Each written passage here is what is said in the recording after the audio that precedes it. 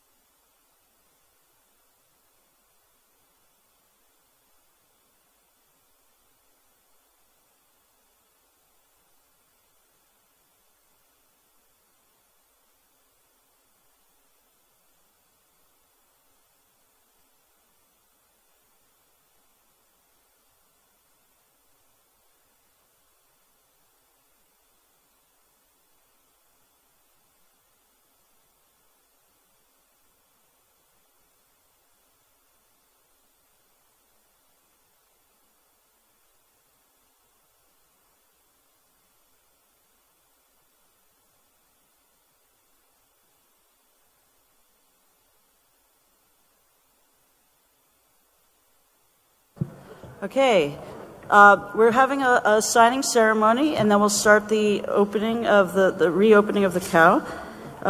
So I'm very pleased to discuss the Sharks MOU, since we're speaking about sharks. It was established, as you know, as a specialized agreement under the umbrella of the Convention to achieve and maintain a favorable conservation status for migratory sharks and rays. It currently counts 49 signatories from across the globe, including some important non-parties. The signatories benefit tremendously from support from cooperating partners for the implementation of its comprehensive conservation plan and program of work. Therefore, we are pleased to welcome 2 new partner organizations who will sign the MOU today. So first, I'm very pleased to invite Paolo Guilherme, the co-founder of Divers for Sharks, here to sign the Sharks MOU as a cooperating partner. Established in 2010, based in Brazil, Divers for Sharks is an international civil society initiative founded and supported by dive industry professionals and recreational divers. And as a diver, I'm very pleased to have you up here. They are engaged in the conservation of sharks and rays, through the promotion of their non-extractive uses and values, promoting public awareness on sharks and rays, and they're important for marine ecosystem balance and the generation of jobs and income through shark diving, especially in developing countries. So shall we, would you like to say a word or two, and then we'll sign? Okay.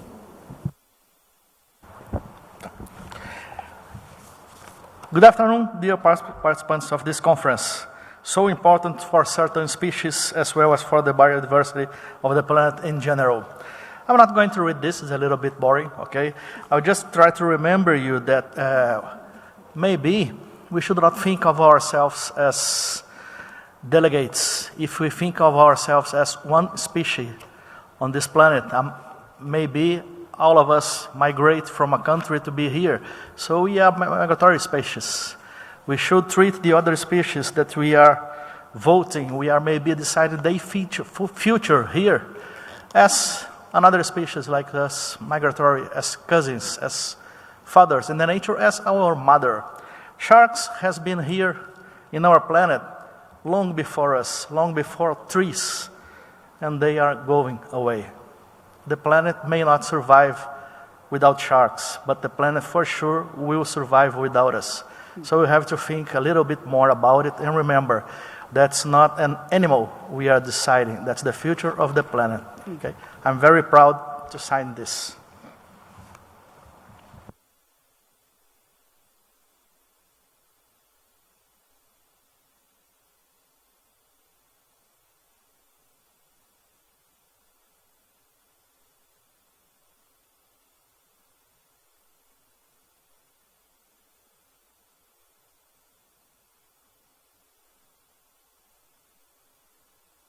Okay, it is now my pleasure to invite the second organization, which is the Save Our Seas Foundation.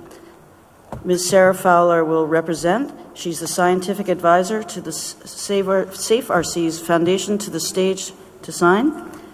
The foundation has supported over 300 research, conservation, and education projects in more than 60 countries since its inception in 2003.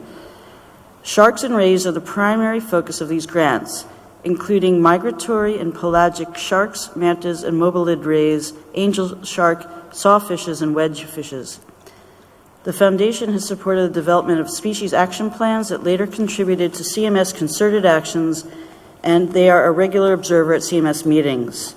Grant recipients include several cooperating partners to the Shark MOU.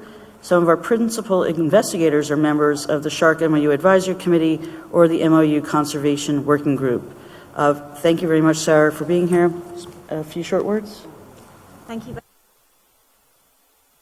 Thank you very much. It's always been a pleasure to work with partners in CMS, and it's also an extraordinary pleasure to have a view of CMS from up here, which I've never done before. Very good. The Save Our Seas Foundation is dedicated to supporting research, conservation, and education on sharks. And in the words of our founder, together we can make a difference. And that, of course, is what CMS is all about. So thank you very much for this honor.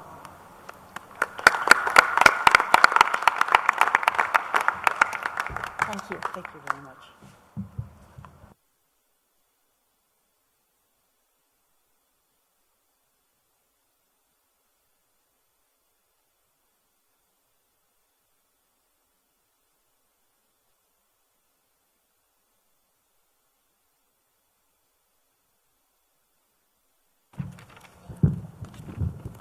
A very good afternoon, distinguished delegates. We shall continue the sharks conversation. Let me invite you to look at document 27.1.10 relating to the proposal for the inclusion of the top shark in Appendix 2 of the Convention. I will invite the European Union to introduce the proposal.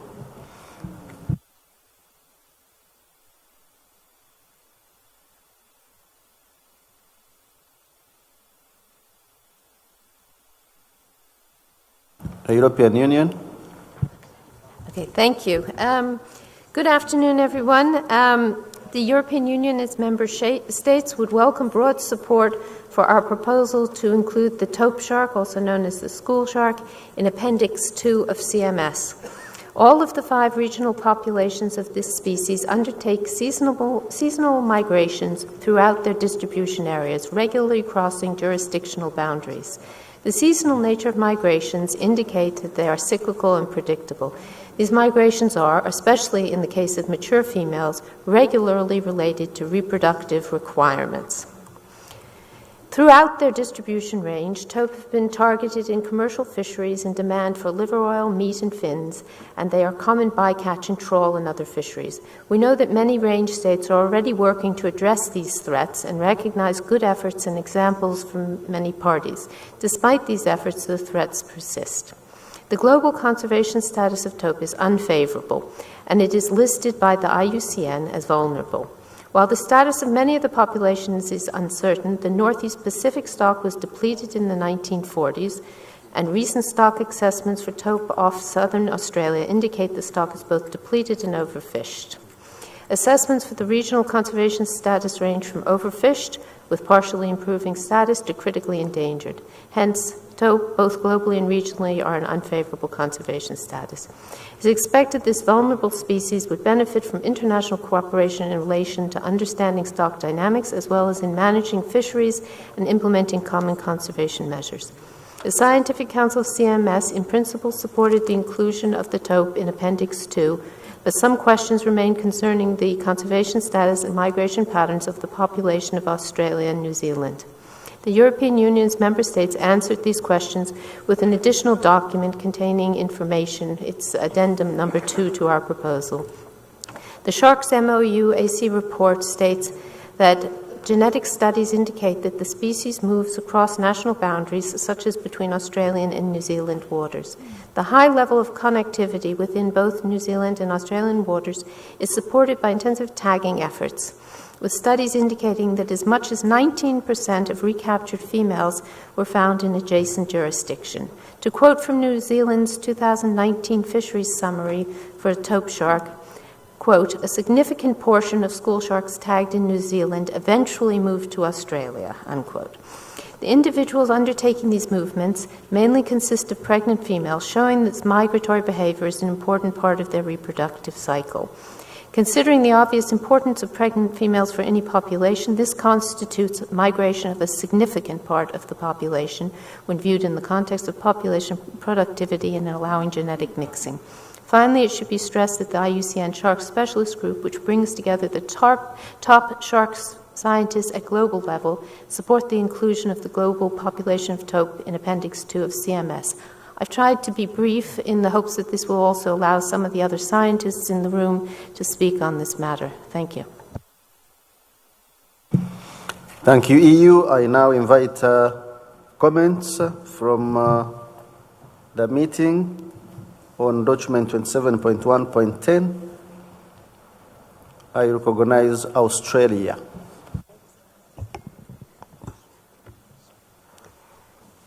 Thank you, Chair. Again, for us it was disappointing that as a range state, Australia was not consulted by the EU on this listing proposal before it was submitted for consideration at COP13. Australia has done extensive work on this species for many decades and would have been able to share this knowledge. Again, Australia submitted extensive party comments on this listing proposal by the deadline set out in the Convention. Recent genetic work, referenced in the nomination, indicates 5 separate populations globally. There's Africa, Australia and New Zealand, North America, South America, and Western Europe. Ocean basins and temperature appear to have the greatest effect on gene flow among populations. Our arguments for school shark are essentially the same as they were for smooth hammerhead. The Australia-New Zealand population only occurs in Australia and New Zealand waters. In fact, Australia and New Zealand are the only 2 range states for this population. A significant proportion of the Australian population of school shark has not been shown to undertake a regular and cyclical migration across jurisdictional boundaries. The extensive body of science on this species has demonstrated that a number of individuals will undertake movements from Australia to New Zealand or vice versa. But this is a one-directional movement, otherwise known as dispersal. Again, many scientific papers and scientists have mentioned this species as being migratory, but this should be interpreted carefully. Usually these people are using the term much more loosely than that defined by the CMS, and it's more often akin to dispersal or wide-ranging movements. There are also arguments about what constitutes a significant proportion of the population. To us, it is clear that a substantial proportion of the population does not move from Australia to New Zealand. There are some individual movements. We are not contesting this. We are contesting that it is a significant proportion. The EU Addendum quotes a study showing as much as, and I'm quoting here, 19% of the New Zealand tagged sharks moving to Australia, end quotes. This has been taken out of context from the original study.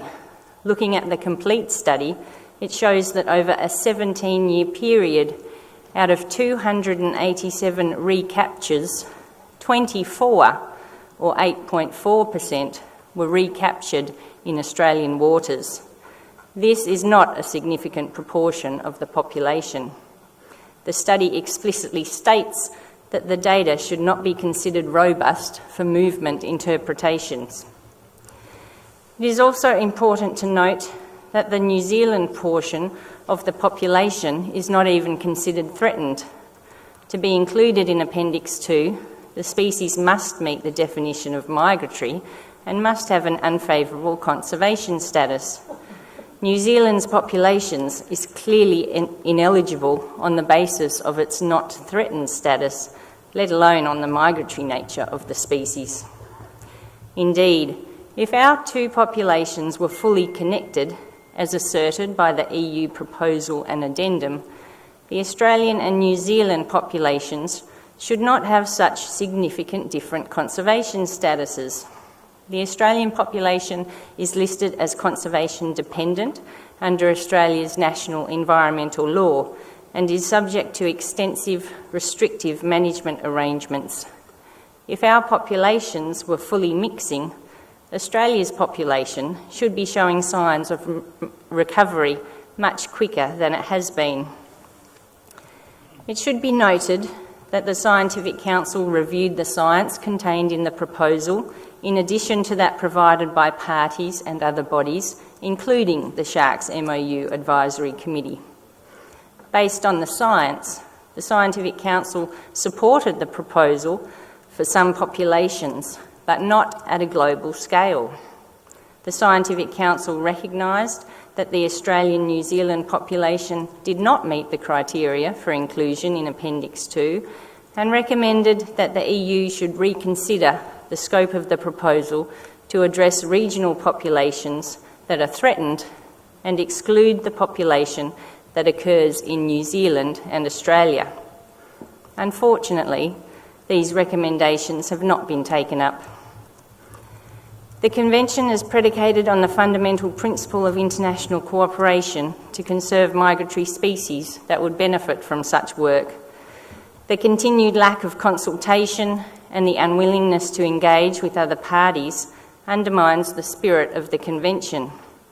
The continued inclusion of species on the appendices that are not eligible also undermines the credibility of the Convention, not just to parties, but also to prospective parties looking at our work from the outside. This is a very important issue to many parties within CMS and within other global and regional biodiversity frameworks. As such, Australia is resolutely opposed to the inclusion of the Australian population of school shark on Appendix 2, and we request that the Australian-New Zealand population be excluded from an Appendix 2 listing for the species in line with the Scientific Council recommendations. Thank you.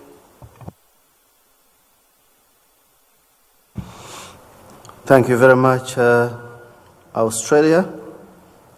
Australia's submission practically proposes amendment of the proposal, and by our rules of procedure we shall proceed to discuss the proposed amendment.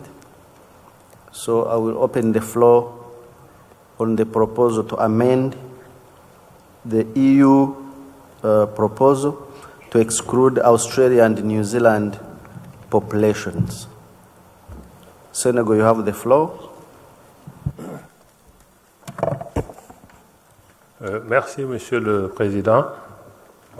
D'emblée, le Sénégal voudrait dire que nous ne souscrivons pas à l'amendement qui a été proposé et voudrions que la proposition soit adoptée dans sa globalité. Il y a trois arguments qui font que nous soutenons cette position. D'abord, le fait que le groupe des spécialistes requins de l'UICN, qui est une sommité mondiale en matière de requins, ait soutenu cette proposition, je pense que c'est un argument qui est extrêmement important. Un second argument qui fait que le comité consultatif du mémorandum d'entente, qui encore regroupe en son sein d'éminents scientifiques qui viennent de différentes régions du monde, ait soutenu cette proposition.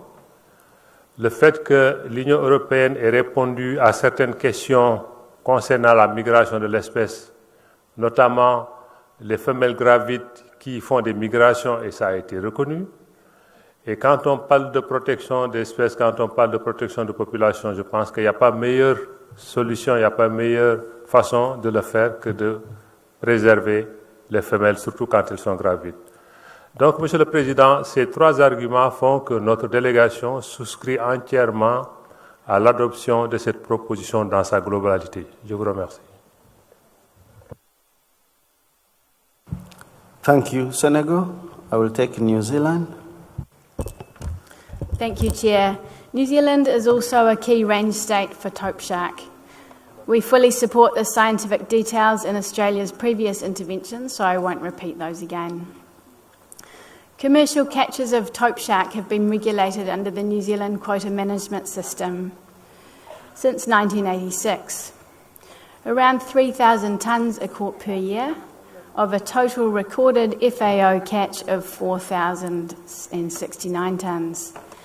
Catches have been sustained around this level for around 30 years.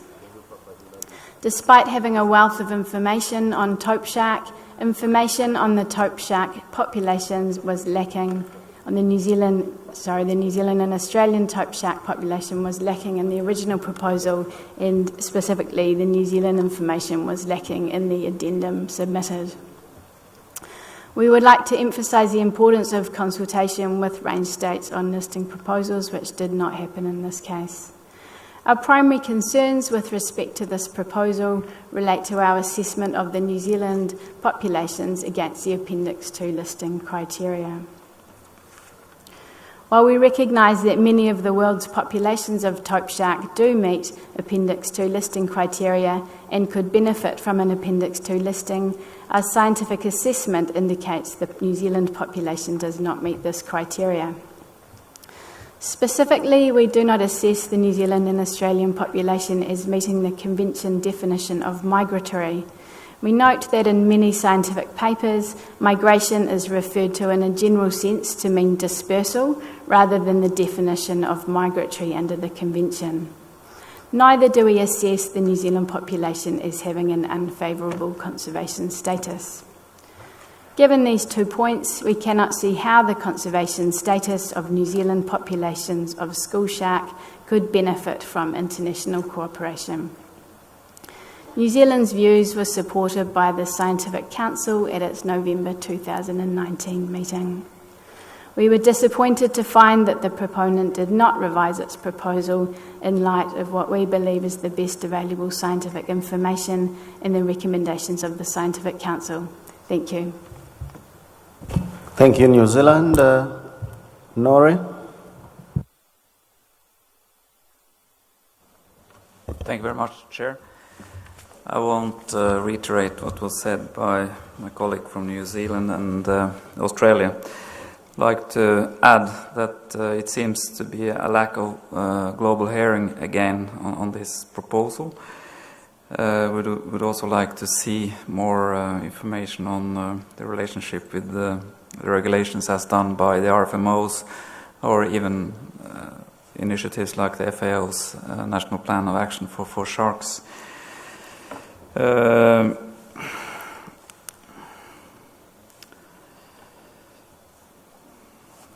Yeah, I think I will stop there and say that we do support the Australian proposal. Thank you. Thank you, Norrie. Let's take Brazilian Humpback Whale Institute. Thank you, Mr. Chairman. I'm speaking on behalf of the Institute and also for Divers for Sharks. Regarding the species, although there are large gaps in knowledge for several areas, it is well established that taupe sharks do undertake long migrations, such as the latitudinal ones recorded in the Southwest Atlantic.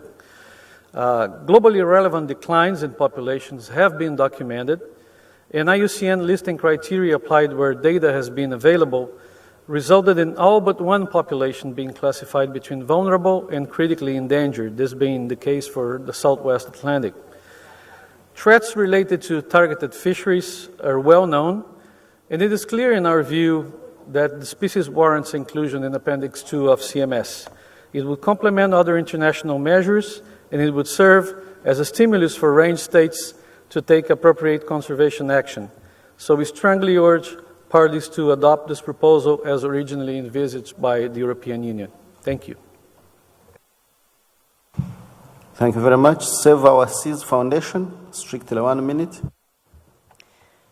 Thank you, Mr. Chair. I'm also speaking on behalf of Blue Resources Trust, Defenders of Wildlife, HSI, HSI Australia, I4, Ocean Care, Wildlife Conservation Society, and WWF. We have a huge amount of information on the taupe or school shark from 70 years of research by top Australian and New Zealand fisheries scientists. We also have more recent genetic studies, and we know from these that there is a single genetic stock of school shark shared by Australia and New Zealand, and that there is exchange of reproductive females.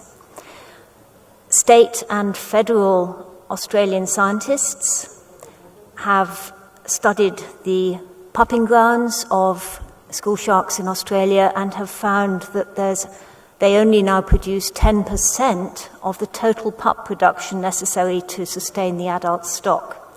An isolated Australian stock could not survive. Satellite tagging shows that pregnant females travel very long distances before they pup, including from Australia to New Zealand. Sharks tagged in New Zealand have moved to Australia and vice versa.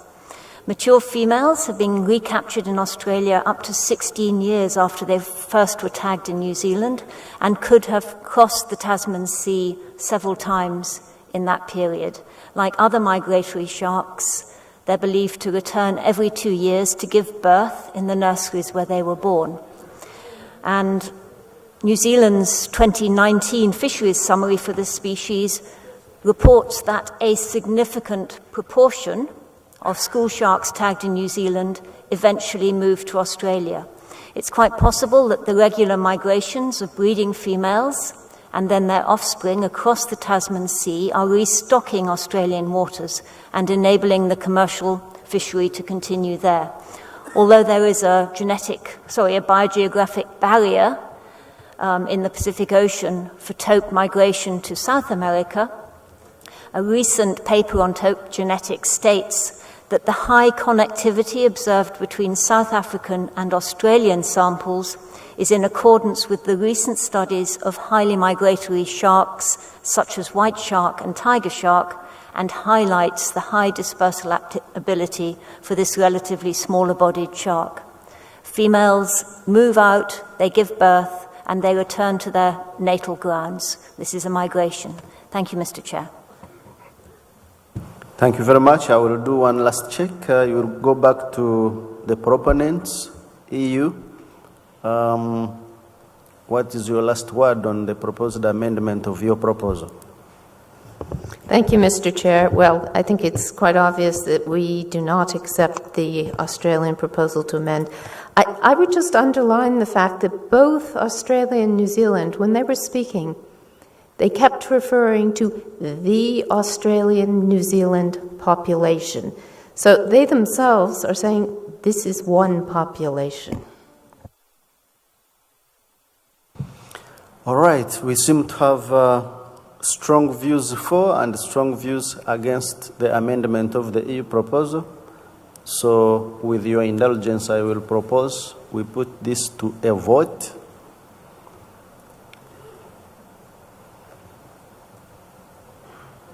Do you have any objection or any other proposed way out of this?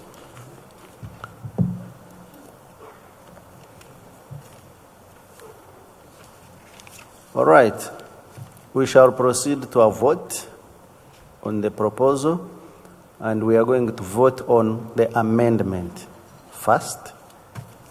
After voting on the amendment proposal, we shall revert to the original proposal depending on the outcome of the vote on the amendment.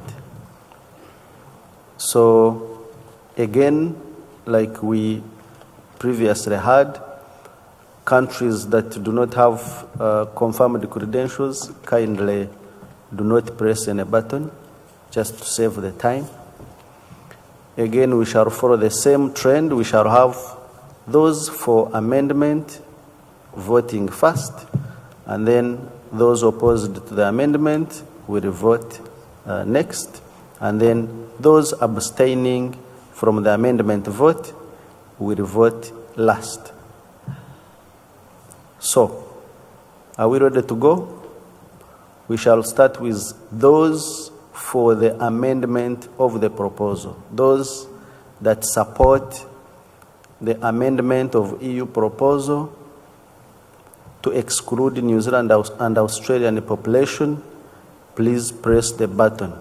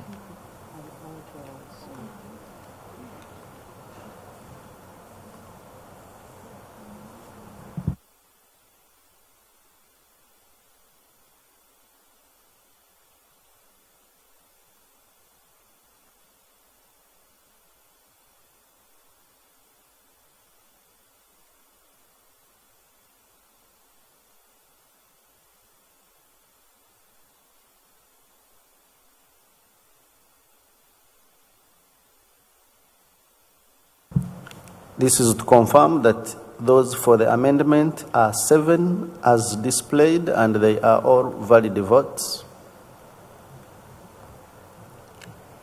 Technicians, you may clear the screen.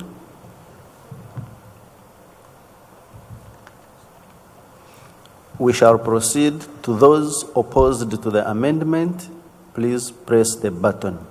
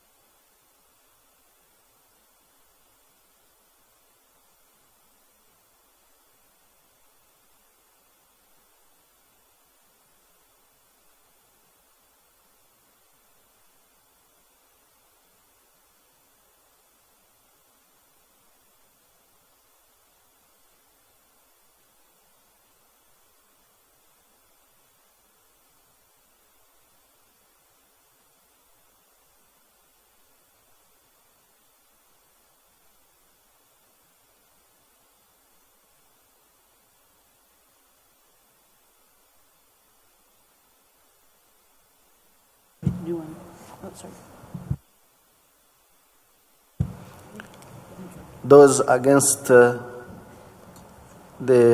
amendment of the proposal are 40 valid votes. We have confirmed the credentials, and the 40 is the final valid tally.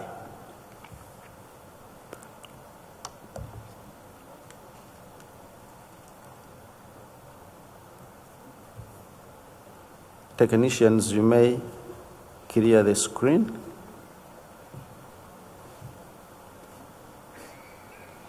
We shall proceed to abstentions. Those abstaining from the vote on amendment of the EU proposal, press the button.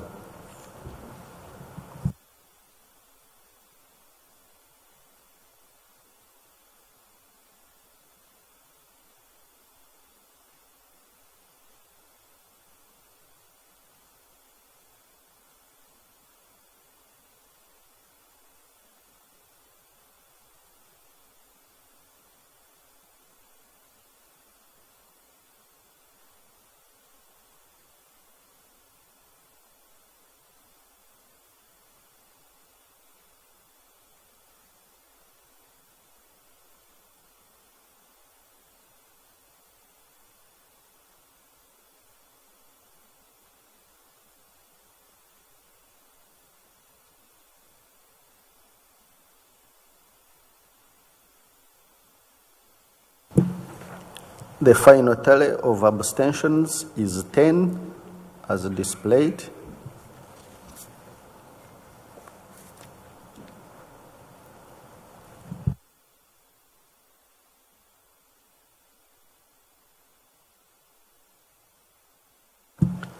So 7 against 40, that means the proposal to amend the EU original proposal fails on the lack of the 2/3 majority required to amend the proposal. We shall now proceed. Technicians, you may clear the screen, please. Technicians, you may clear the screen fast.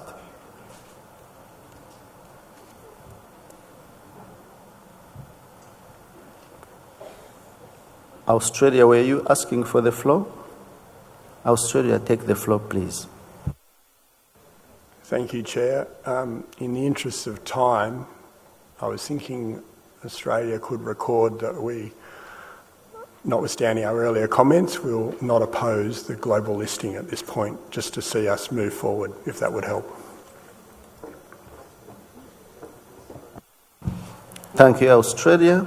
Certainly, it helps a great deal, and we sincerely appreciate the spirit. We now move to the adoption of the original proposal. Do we have any party opposed to the adoption of the original proposal as introduced by the European Union in document 27.1.10?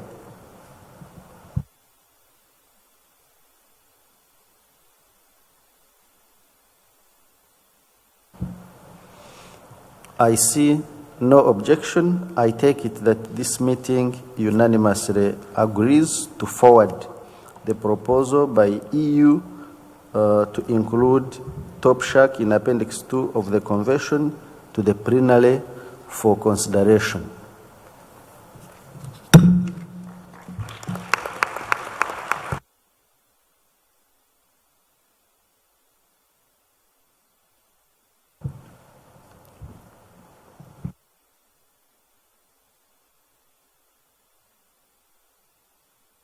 We shall move to agenda item number 27.2 on guidelines for preparing and assessing proposals for amendment of CMS appendices.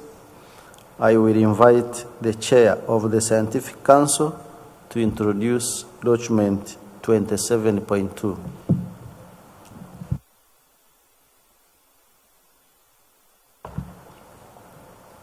Fernanda? Okay, yes. Thank you, Chair. Yeah, thank you. I will introduce document 27.2 on guidelines for preparing and assessing proposals for the amendment of the appendices of the Convention. COP12 in Manila asked the Scientific Council to integrate the provisions of Resolution 3.1 Rev COP12 on listing species in the appendices of the Convention, and also Resolution 1133 Rev COP12 on guidelines for assessing listing proposals to appendices 1 and 2 of the Convention, so that these resolutions could be streamlined into one at this COP. COP12 tasked the Scientific Council with trialing the use of the guidelines as documented in the annex of Resolution 1133 Rev COP12 on guidelines for assessing this proposal to the appendices as a guide in assessing proposals to list migratory species in appendices 1 and 2 and report back to this COP. So the document reports on the outcome of this exercise by the Sessional Committee and the Scientific Council, and with the integration of the provisions of Resolutions 3.1 into Resolution 1133.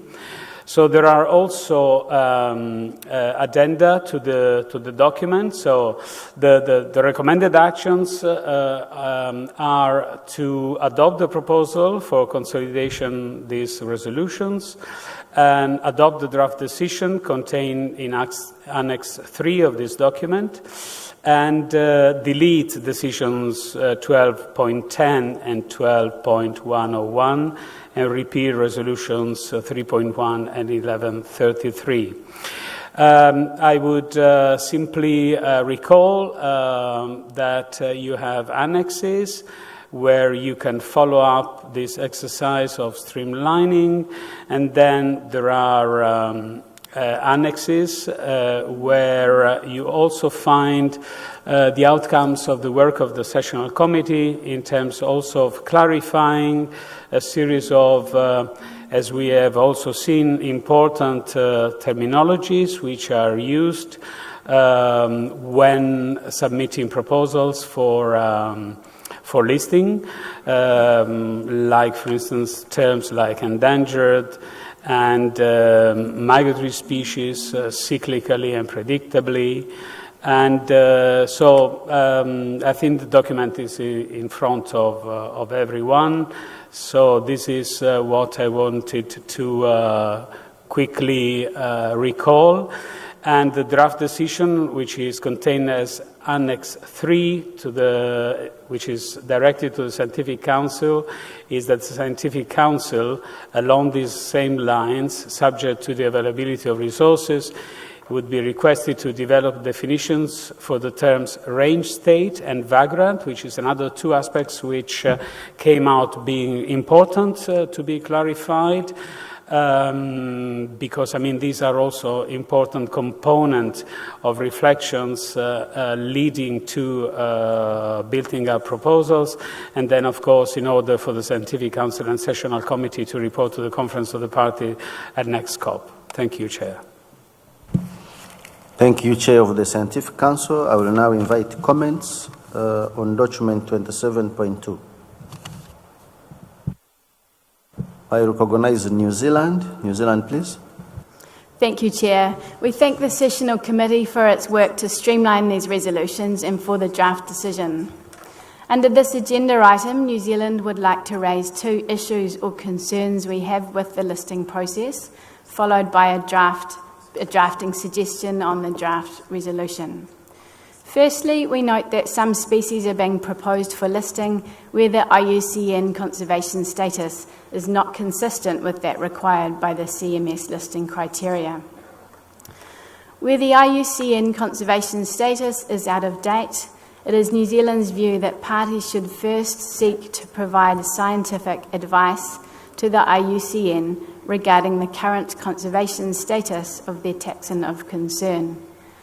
The conservation status should be revised and updated with IUCN prior to submitting listing proposals, in particular for Appendix 1. In circumstances where there is a sudden and unexpected rapid decline in the status of a species and urgent action is needed, it is appropriate to use the precautionary principle as a reason for listing when the conservation status listing criteria are not met.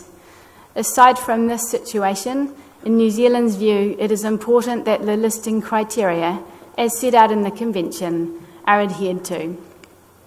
Listing of species that do not meet the listing criteria risks the credibility of CMS and weakens the value of the listing process. Secondly, New Zealand would like to emphasise the importance of consulting with range states when developing listing proposals. We see this as integral to the process, yet it seems to be very rarely occurring. Range states often have relevant scientific information and expertise to contribute, which can considerably enhance the scientific credibility and accuracy of a proposal. Failure to consult can lead to unnecessary work for the Scientific Council when reviewing incomplete or inaccurate proposals. We note that the draft resolution attached to this document has no reference to consultation with range states, which we find to be a gaping omission. To elevate the importance of this critical step, New Zealand suggests the draft resolution is amended to include an operative paragraph requesting range state consultation on proposals. There is some useful language on this issue which we found buried in Resolution 11.33 in paragraph 9 of the explanatory notes of Annex 2, as follows: urges parties preparing proposals to consult, as far as possible, nature conservation authorities of the other range states before the proposal is submitted. And we would suggest that this language is moved up into the body of the resolution. We will submit this drafting suggestion to the Secretariat. Thank you. Thank you, New Zealand. Israel? Thank you, Chair. First of all, we would like to thank the Scientific Council on doing a tremendous job of putting this together. This is very important work, and there's a lot of really good stuff in this resolution and in this paper. That being said, there are a couple of things that we feel uncomfortable with, having to do with reinterpreting definitions of terms that are already given a definition right in the text of the Convention itself. In certain cases, we can understand the importance of having to elaborate or further define an interpretation of a term, but to totally change the meaning of a word as it appears in the Convention text seems to us as problematic. So for this reason, we would propose 2 amendments to the draft resolution.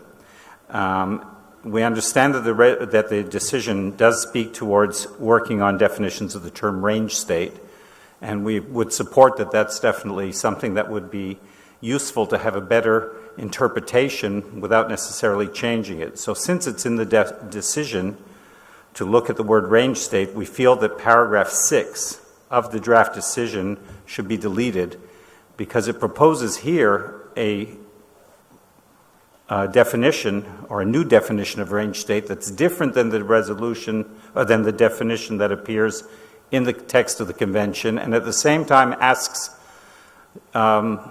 the Scientific Council to try and work on it. So we would propose to delete paragraph 6.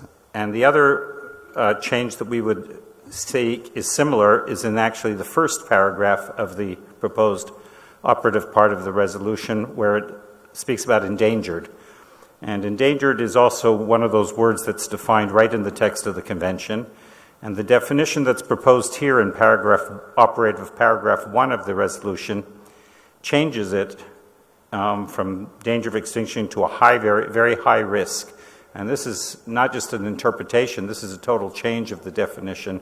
And we too would propose also to delete paragraph 1 as being totally unnecessary and to rely only on the definition that's in the resolution.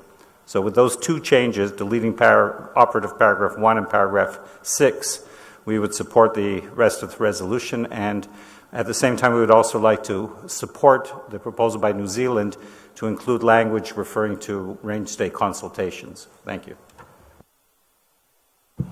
Thank you, Israel. The European Union. Thank you, Chair. The EU and its member states thank the Scientific Council for their work on the consolidation of Resolution 3.1 and 11.33.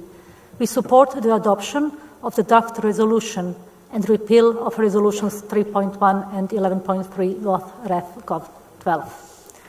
We support the development of a definition for the terms range state and vagrant and the adoption of the draft resolution.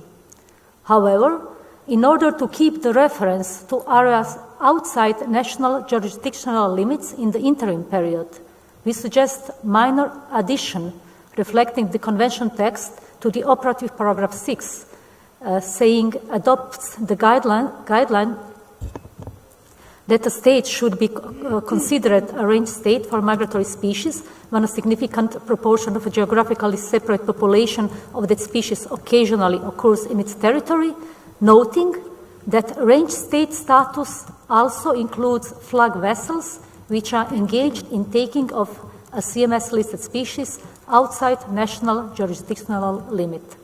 The EU and its member states will submit the proposed addition in writing. Thank you. Thank you, EU. Australia. Thank you. Australia would also like to thank the Scientific Council and the Secretariat for the work they have done on consolidating these resolutions, and we would like to support our Oceania colleague in adding in a new operative paragraph requesting consultation prior to submission of listing proposals. As we've heard through the discussions here today, I think that's a critical factor that we need to work harder on as we move forward towards next COP. So I think a new operative paragraph in this resolution would be very helpful. With regard to Israel's suggestion about reverting to the convention text interpretation of or definition of the term endangered, we would note that resolutions are the primary mechanism through which parties provide clarity and further interpretation on various convention terms. This is standard practice among all international instruments. Given that many environment conventions, including CMS, were drafted almost 50 years ago, it is necessary to continue to refine and define convention terminology to ensure it is consistent with current agreed interpretations. Parties and the current listing proposal guidelines rely heavily on threat categories ascribed by the IUCN. As such, it is appropriate that the Convention and the guidelines retain the interpretation of endangered that was agreed through Resolution 5.3. This interpretation aligns with the IUCN definition and is appropriate for the obligations associated with Appendix 1 listed species. Thank you. Thank you, Australia. I want to suggest a way out of this. I note that fundamental issues that relate to interpretation of the convention are being raised, which I take very seriously. I want to suggest that we form a contact group to finalize this. The good thing is that most of the comments that are coming are in the same direction. So I want to ask Israel to lead the contact group to consider this agenda item. You can consult the parties that have raised the issues and advise us on mutual agreed guidelines. Yeah? Do you have an objection to that proposed approach of having a small contact group to refine the issues?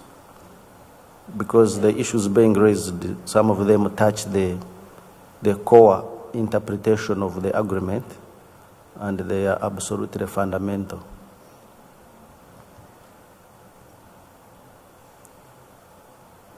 I see no objection. I take it that parties agree to have a contact group. Israel, please, you will work with the Secretariat to find a time, perhaps today, because we don't have time, and come back to us with a mutual agreed position that is definitely consistent with the convention text. We do not have any mandate to go out of the convention text because we are here by virtue of the convention text. Thank you.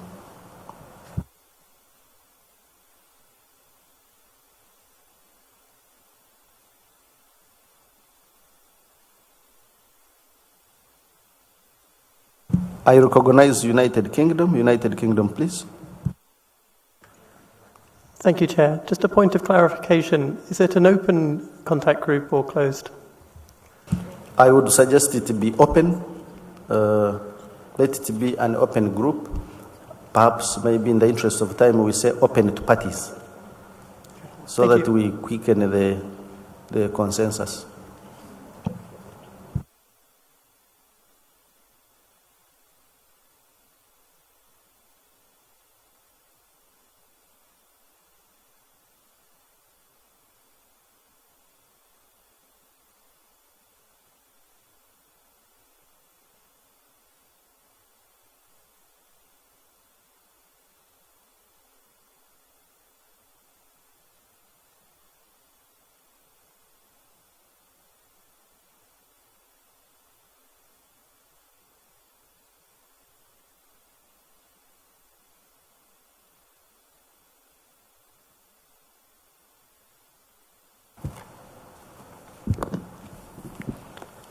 So I invite the meeting to look at CRP 1. I invite the meeting to look at CRP 1, which is the Gandanaga Declaration. We want to reduce work in the INITRE, so let's clear off some CRPs before we proceed to the next items on agenda. CRP 1, the Gandanaga Declaration. Do we have any objections to this meeting adopting CRP 1, which is a draft resolution on Gandanaga Declaration on CMS and the post-2020 Global Biodiversity Framework? I see Brazil. Thank you, Chair. We thank the Government of India and the Secretariat for having prepared the declaration. It is crucial that the post-2020 framework accounts for connectivity and the survival of endangered species. It is essential that the post-2020 framework is ambitious in its means of implementation. No goals or targets will be achieved without adequate financing, sharing of benefits, and payment for ecosystem services. A 14% rate of financing, as we have seen in the CMS, will not bring transformational change and will not reverse the trend of biodiversity loss, much to the contrary. Having said that, we must be clear on 3 points. First of all, this is a declaration to be adopted by the parties to the CMS, inside the mandate of the CMS. We do not have the mandate or the legitimacy to say what should be discussed by the parties of the CBD or the UNFCCC. The second point is, this declaration refers to the post-2020 biodiversity framework, which is an ongoing negotiation. The CMS does not have the mandate to anticipate core parts of the framework that will depend on the level of ambition on all fronts that is presented during negotiations. Third, we need to stick to concepts that have been internationally agreed in previous meetings and not present terms that are still in development and have no agreed definition. Considering this, we are sending our suggestions to the Secretariat. Thank you. Thank you, Brazil. European Union.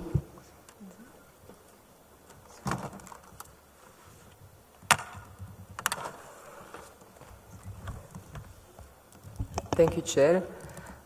In regards to the text proposals, we have some amendments. Would you like us to go through with them quickly? If we can have your indulgence. You can highlight them if they are not extensive. If they are extensive, they should be submitted. In the operational part of the documents, under paragraph 6, we would like to change the text not to preempt the post-2020 framework in regards to the indicators. So we would like that the post-2020 Global Biodiversity Framework considers the potential indicators. In regards to para 7, we would like to see the last two sentences in regards to Paris Agreement and effective resource mobilization of financing also deleted. In para 9, we propose deletion of the joint work plans between different joint work plans between this part of the text, not to preempt in which form the multi-annual environmental agreements will work with themselves. Para 10, also we support comments from Brazil, and I think this is in line with what they said. We propose to be deleted at this moment. And para 13, we have some minor amendments that also relate to a point made in the text, but exclude potential indicator discussion, and in the last sentence, in regards to resource mobilization, delete the word strategies. And we will send this now to you in writing. Thank you, Chair. Thank you, EU. Argentina. Thank you, Chair. We appreciate the proposal of the declaration. However, we observe that almost all the statements refer to the CBD. CMS is an independent convention with its own rules, parties, program of work, and objectives. Taking a look at the preambular part, the only reference exclusive to the CMS is in the last paragraph. Besides that, almost all the operative articles refer to the CBD or its post-2020 framework. This is not a convention that operates under the umbrella of CBD. Even when it is linked to it, and the promotion of synergies between both conventions are more than welcome, a declaration regarding CMS should include CMS-related statements. Thank you. Thank you, Argentina. Please forward the comments to the Secretariat for integration, but considering that I foresee many proposals for deletion and additions, I want to suggest that India leads a contact group, and you can have, of course, EU, Argentina, and Brazil, and any other party that wants to participate, to critically examine the draft resolution, remove what needs to be removed, add what needs to be added, and you share the refined text to the Secretariat. We shall have an opportunity to look at it again today. Is that acceptable, India?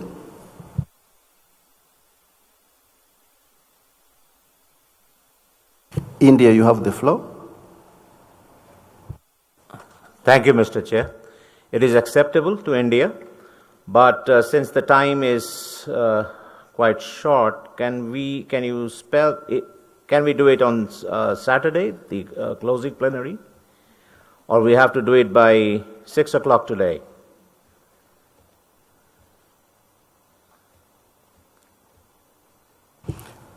I'm advised that there is need for translation after any changes, and all the translations will be concluded, of course, tomorrow. So it will be today. Can it be held in conjunction with the plenary? Can we call for the meeting with the members, say at 5 o'clock in the evening? Yes, sure. Even the contact group chaired by Israel can meet concurrently with the plenary, because this is an extension of the Committee of the Whole, so it should be able to be possible to meet concurrently. Okay, that is accepted. We meet at 5. Thank you, Jay. Thank you, India, for being pragmatic. I see Wetlands International and Global Youth kindly, in the interest of time, hold the fire so that we can make progress. I beg for your indulgence, Wetlands International and Global Youth Biodiversity Network.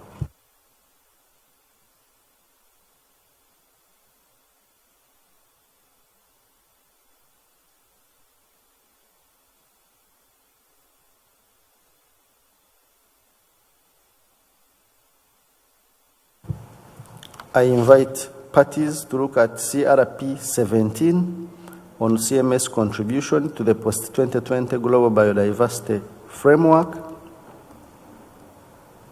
Do we have any objections to adopting CRP 17 on CMS contribution to the post-2020 Global Biodiversity Framework?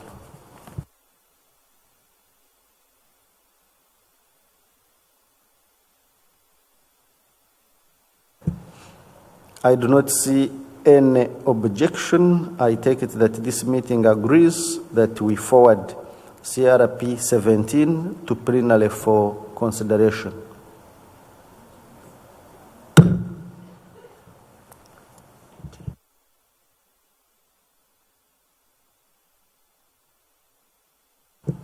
I invite parties to look at CRP 18 on synergies and partnerships.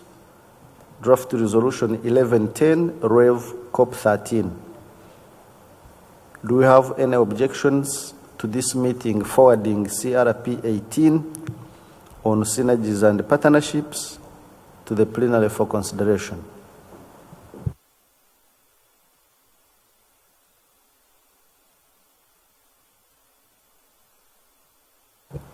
I see no objection from any party. I take it that CRP 18 on synergies and partnerships is agreed to be recommended to the plenary for consideration.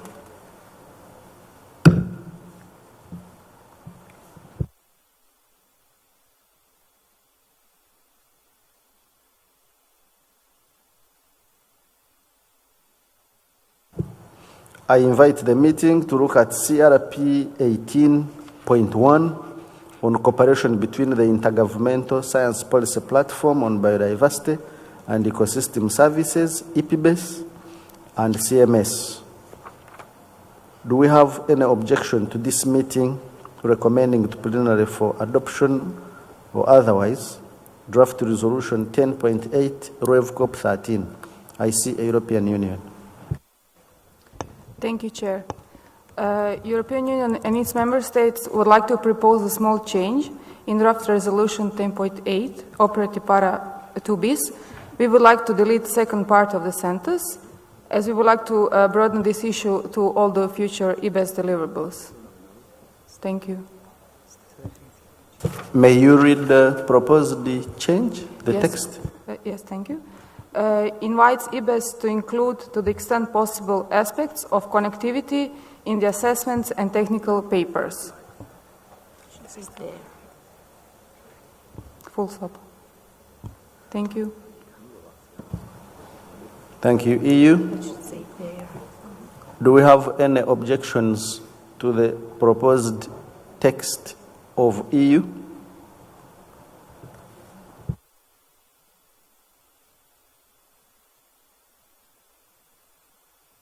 I see no objection, and since the meeting is interpreted in all languages, I take it that distinguished delegates agree to the text proposed by EU.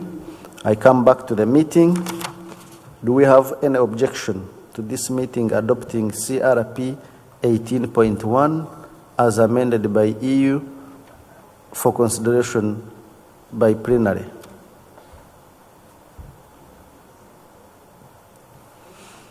I see no objection. I take it that this meeting agrees that CRP 18.1 as amended by EU is forwarded to plenary for consideration.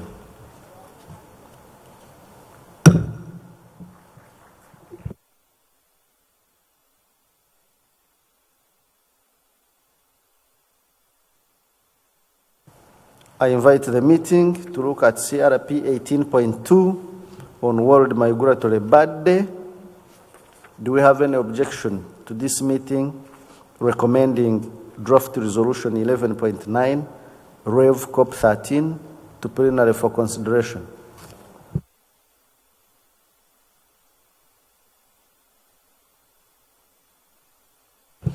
I see no objection. I take it that this meeting agrees that CRP 18.2 be forwarded to plenary for consideration.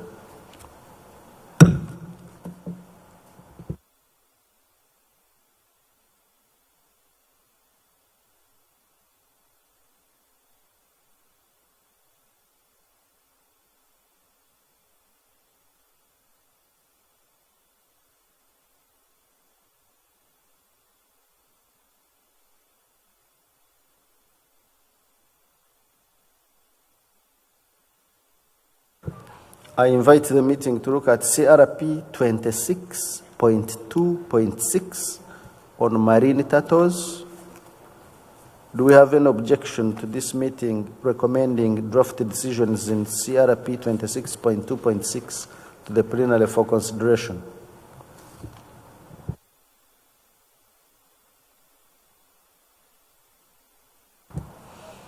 I see no objection. I take it that this meeting agrees to forward CRP 26.2.6 to plenary for consideration.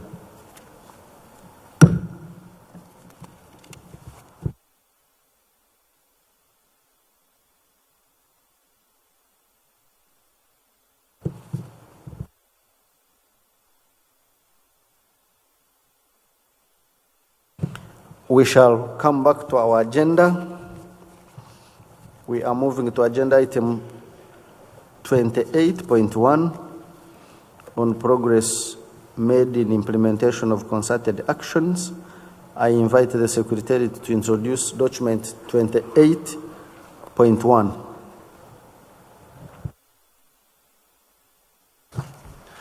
Thank you very much, Mr. Chairman. The document 28.1 basically summarizes activities undertaken by the Scientific Council and the Secretariat in implementing decisions 12.103 and 12.104. Decision 12.103 basically mandates the Scientific Council to advise the COP on finalizing the process of consolidation of concerted and cooperative action that was initiated by COP11, in particular as regards cooperative action and whether they should be incorporated in the newly consolidated concept of concerted action. I will not go into the details. Hope that the paper is clear, and the Scientific Council confirmed that it reflects correctly its deliberation.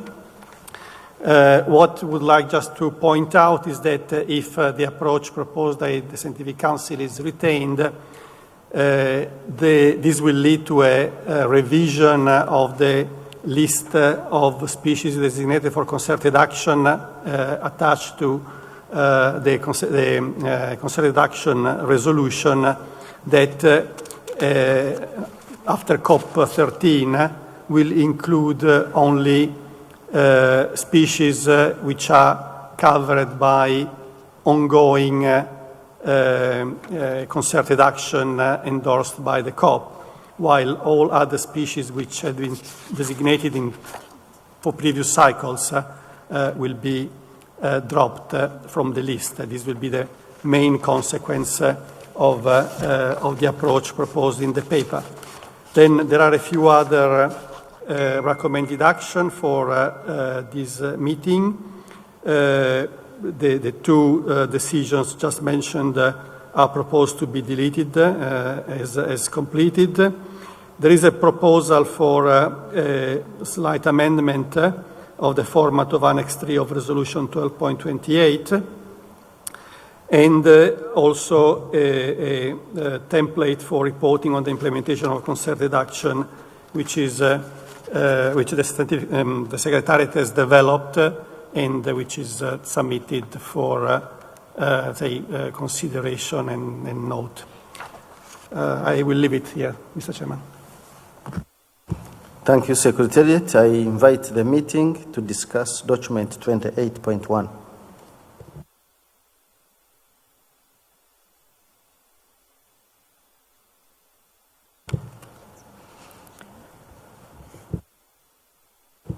I see no request for the floor. I take it that the recommended actions in paragraph 20 are acceptable to the meeting. Can I confirm that this meeting agrees with the recommended actions in paragraph 20 on this agenda item? I see no objection. I take it that this meeting agrees with actions in paragraph 20 on page 5 of document 28.1 as a whole sum. It appears to be the case.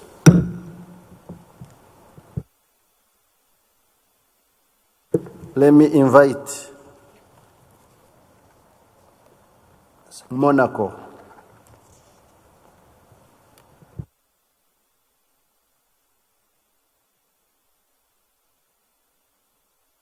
Let me invite the Secretariat to introduce document 28.1.1 on report on implementation of concerted action for the European eel. Secretariat.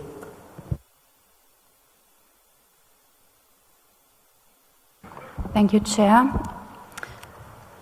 On behalf of the government of on behalf of the Principality of Monaco, I'm pleased to report on progress made on the implementation of the concerted action plan for the European eel, Anguilla, which was done in collaboration with the Sargasso Sea Commission and the CMS Secretariat.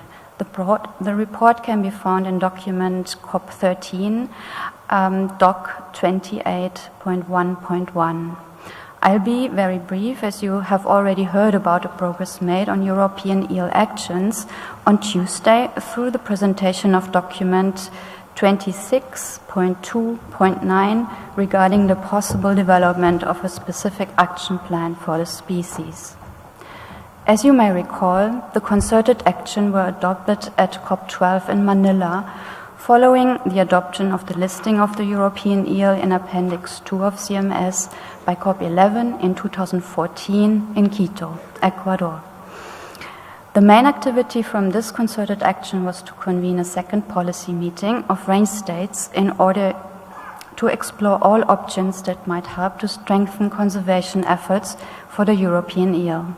The second meeting was hosted in Malmö, Sweden in 2018, thanks to the support of the Sargasso Sea Commission, the World Maritime University, and the CMS Secretariat. It focused on exploring synergies between existing instruments, solidifying the role of CMS, and associated mechanisms of implementation in ongoing conservation efforts. A third meeting, also hosted in Malmö, and concluded that it was too soon to consider a draft legal agreement for Anguilla, but it decided that a single species action plan could offer a good alternative. With this, it considered that the concerted actions adopted in 2017 are completed and that future actions should be taken into consideration through proposals under document 26.2.9. Monaco would like to express its gratitude to all participants to these meetings who have brought their valuable experience and knowledge that help to find common ground for future actions in favor of European eels. Thank you for your attention. Thank you, Secretariat. This document is for noting, but I will open the floor in case of any comments on the document. I recognize Belarus. Thank you, Mr. Chair. A brief remark from our side. Belarus would like to mention that concerted action was not in full and some potentials were not engaged. As an example, potential of non-European Union, European range states, Belarus in particular, hasn't been used. And we're coming back here again to the main issue when tackling migratory species, an issue of connectivity.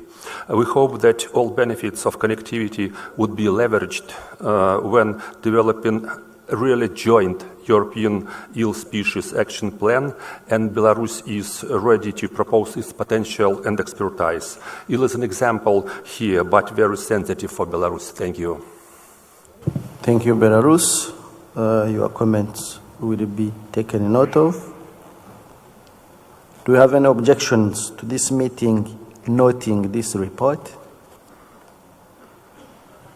I see none. The report is duly noted, and we shall proceed to the next item, which is document 28.1.2, report on implementation of concerted action for the sperm whales of the Eastern Tropical Pacific. Let me invite the appointed Councillor for Aquatic Mammals to introduce the document. Thank you, Chair. The report on this concerted action concerns the challenges associated with managing culturally structured populations of sperm whales across multiple range states within the Eastern Tropical Pacific. These populations are consisting of multiple clans, and the clan structure presents unique conservation challenges. For example, there is compelling evidence for differential responses between clans to environmental variability, either natural or anthropogenic, which might have important management implications for sperm whale cultural units in this region. and more recent analysis reveal fine-scale within region spatial partitioning between the clans. The partial funding was received for a renewed field season in 2020 and 2021, and applications are underway for additional funding, which will focus on the relationship and interactions between the cultural clans in the region. The proposed activities are three. There is one regional workshop, collaborative analysis of previously collected observational photographic and acoustic data, and gathering of additional observation photographic and acoustic data. These three activities to be conducted both in 2021 and 2022. To conclude, the proposal is to renew the concerted action for the next triennium. Thank you, Chair. Thank you very much, our appointed councillor. I open the floor for any comments on document 28.1.2.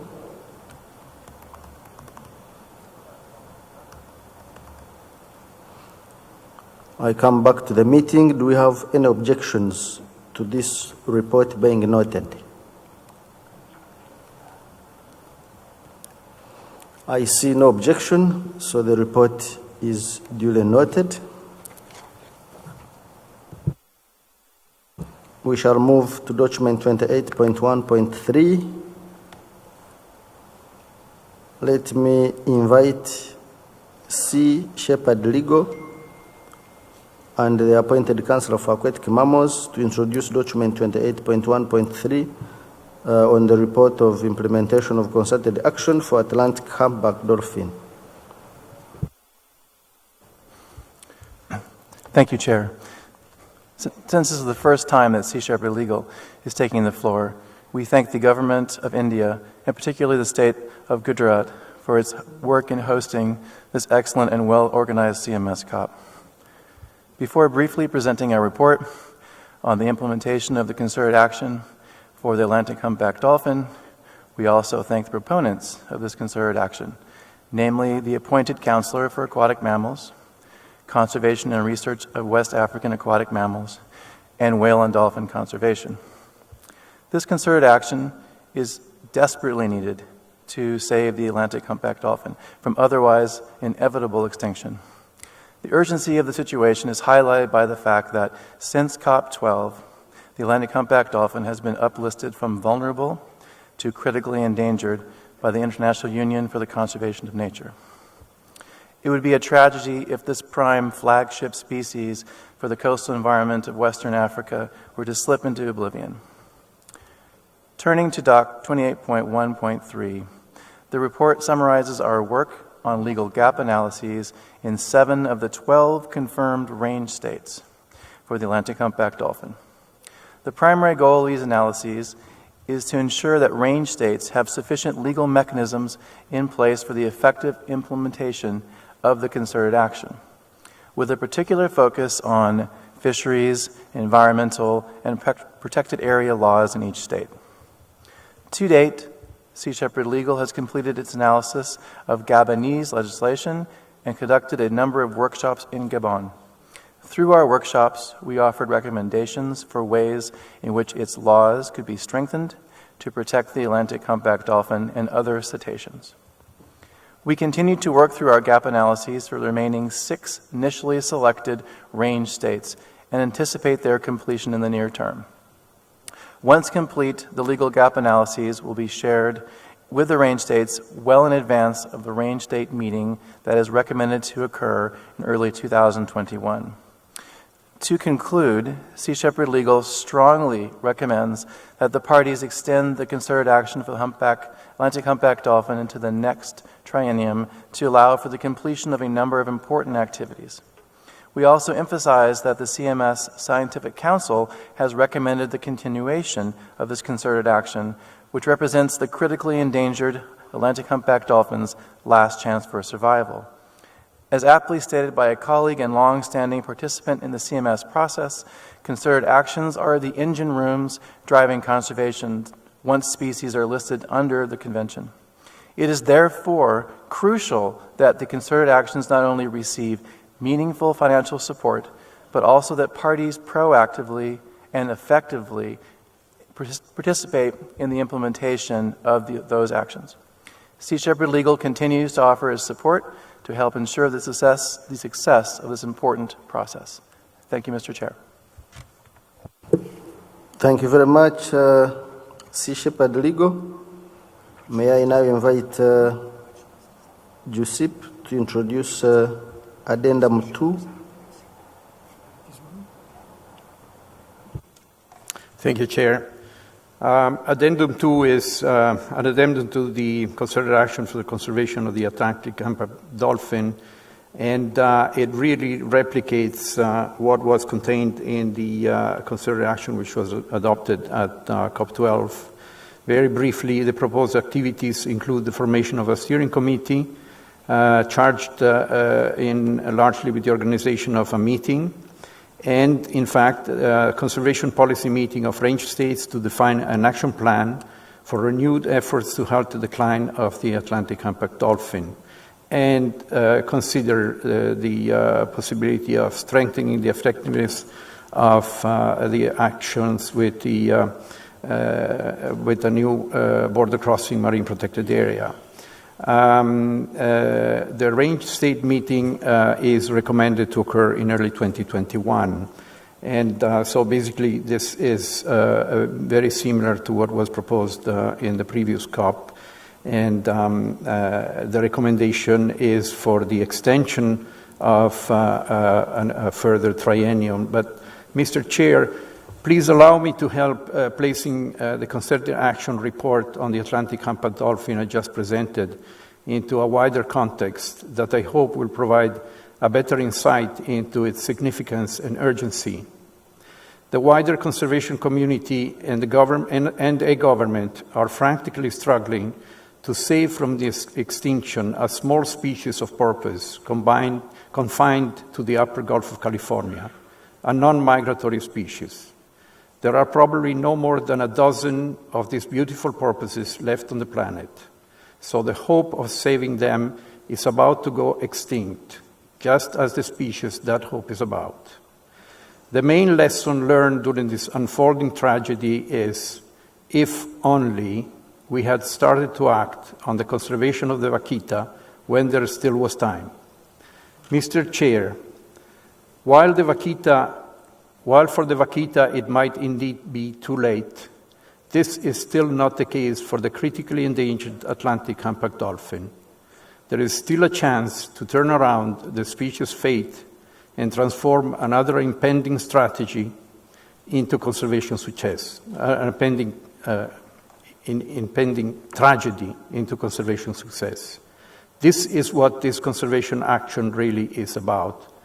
Although it is the primary responsibility of the species range states to act, the conservation community is fully and wholeheartedly behind this effort.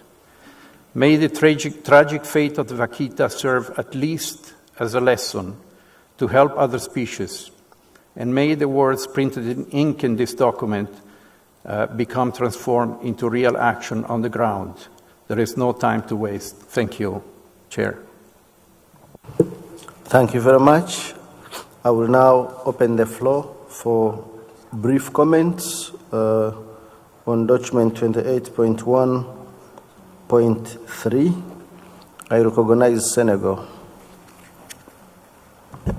Merci, Monsieur le Président. Cette action concertée est extrêmement importante. Elle a été adoptée à la COP12, mais faute de financement, elle n'a pas connu de début d'exécution. Si cette action concertée reste à son niveau de priorité qui est moyenne, elle ne connaîtra aucun début d'exécution. Et donc, il serait important que cette priorité soit élevée. Ça a été dit par les orateurs avant, le dauphin à bosse de l'Atlantique est en danger critique d'extinction et figure à la fois dans les annexes 1 et 2 de la CMS. Le programme de travail est un outil important pour guider les travaux du secrétariat, mais aussi pour la collecte de fonds et de financement pour mener à bien les activités. Et dans le programme de travail qui a été proposé et qui a été revu et passé tout à l'heure entre la COP 13 et la COP 14, la mise en œuvre d'actions concertées sur le dauphin à bosse de l'Atlantique est classée en priorité moyenne, comme je l'ai dit tout à l'heure. Pour attirer l'attention qu'elle mérite, nous demandons que cette mise en œuvre de l'action soit élevée pour pouvoir connaître un début d'exécution, attirer plus l'attention des bailleurs et avoir des financements pour son exécution. Donc nous recommandons vivement la reconduction de l'action concertée, mais aussi d'élever sa priorité et la faire passer de moyenne à élevée. Je vous remercie.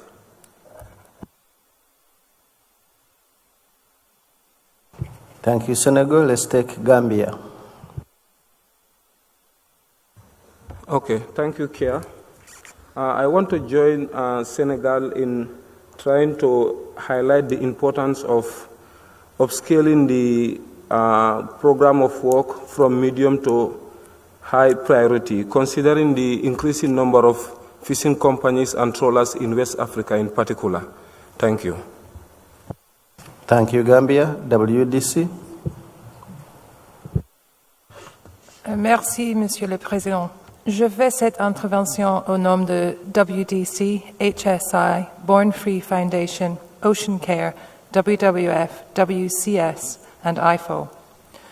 Nous appuyons fortement l'extension de l'action concertée pour le dauphin à bosse de l'Atlantique et prions instamment les parties de prendre des mesures efficaces et immédiates pour empêcher l'extinction de cette espèce unique.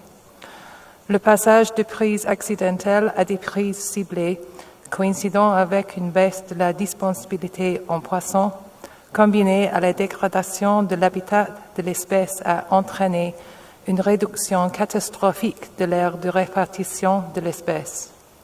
En effet, il est probable que l'espèce soit déjà éteinte dans certaines régions. Nous reconnaissons les efforts de certains États de l'aire de réparation, comme le Gabon, le Sénégal et bien d'autres, qui prennent des mesures pour sécuriser des habitats clés grâce à des outils efficaces de gestion tels que les aires marines protégées. Cependant, la population totale continue de décliner, avec moins de 1500 individus restant dans des populations gravement fragmentées et isolées. Toute cette espèce va droit à l'extinction. Sachant que l'élevage en captivité avec l'objectif final de réintroduction dans la nature n'est pas une solution viable pour les cétacés. Il n'y a pas de deuxième chance et un effort de collaboration est nécessaire maintenant pour s'assurer que le dauphin à bosse de l'Atlantique ne devient pas le prochain vaquita. Nous sommes prêts à offrir notre aide dans la mesure du possible, y compris contribuer aux réunions des États de l'aire de réparation et des autres activités proposées dans cette action concertée pour la prochaine période triennale. Merci. Thank you, WDC. We shall take Peru. Gracias, presidente. Nosotros también desde el Perú deseamos apoyar que se renueve la acción concertada para esta especie que se encuentra tan amenazada, haciendo un símil a las dos especies de delfines de río que tenemos nosotros en Sudamérica. Nosotros contamos con un plan de acción para la conservación de estas especies, en el cual se incluye acciones para conservar sus rutas migratorias. Entonces también es importante tomar este tipo de instrumentos para reforzar las acciones que cada país puede establecer al interior de su legislación.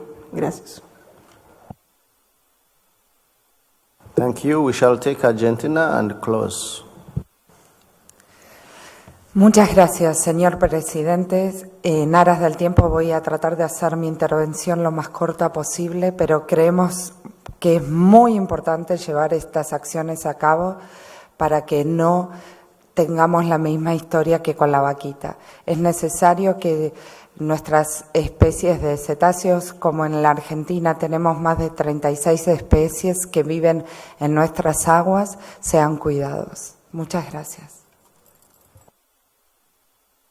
Thank you, Argentina. Do we have any objection to this meeting noting the report?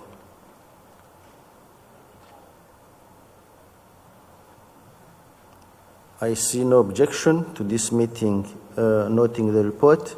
I take it that we are in agreement to note the report contained in document 28.1.3.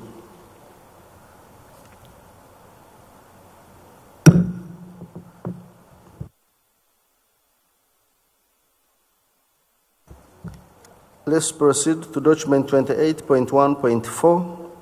I invite the COP-appointed Councillor for Aquatic Mammals to introduce document 28.1.4 on implementation of concerted action for humpback whales. Thank you, Chair.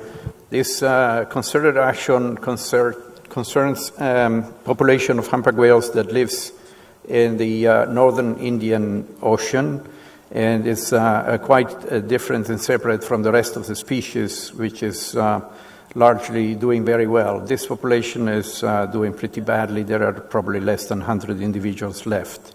It's a peculiar whale because unlike all the other humpback whales, it doesn't migrate.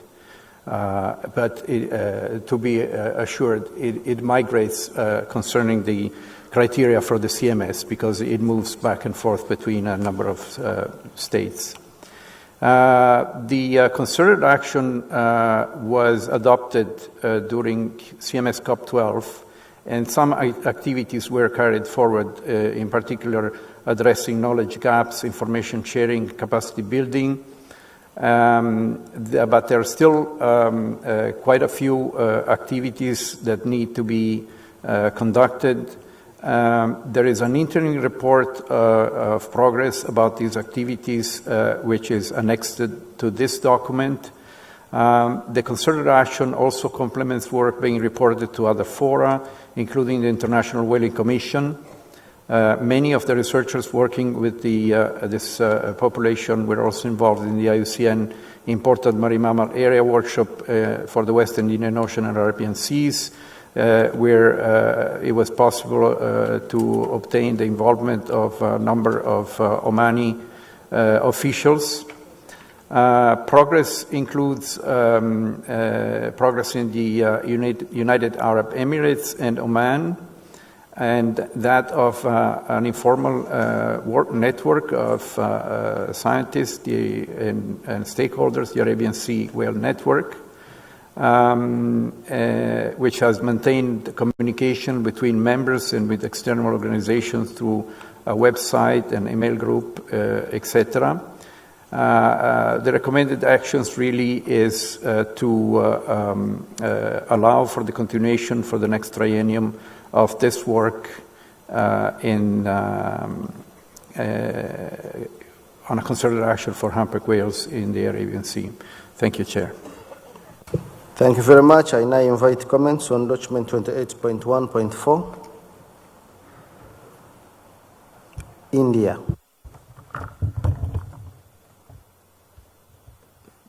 Thank you, Chair.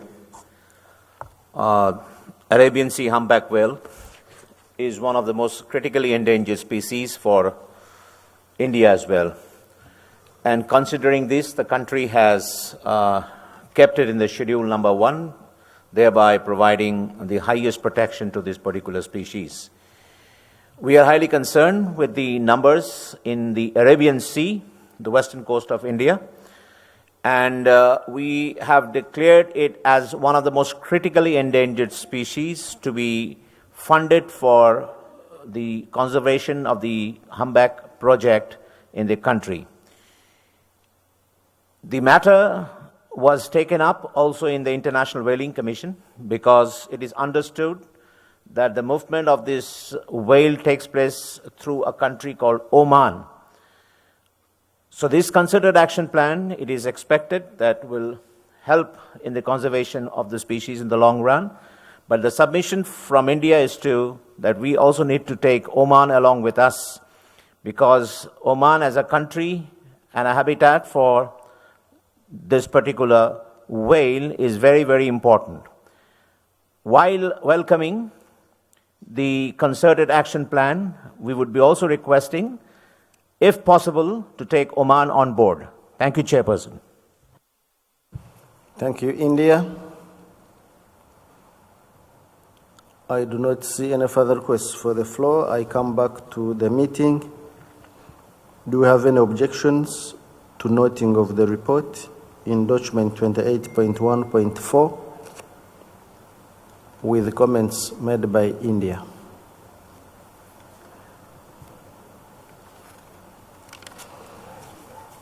I see no objection. I take it that this meeting notes the report and, of course, recommend it to the conference for noting.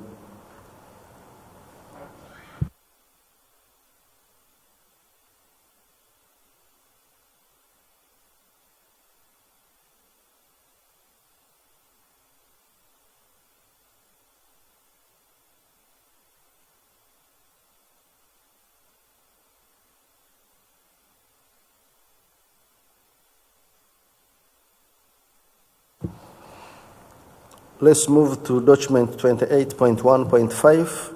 I invite the Secretariat to introduce document 28.1.5 on implementation of concerted action for the Angel Shark.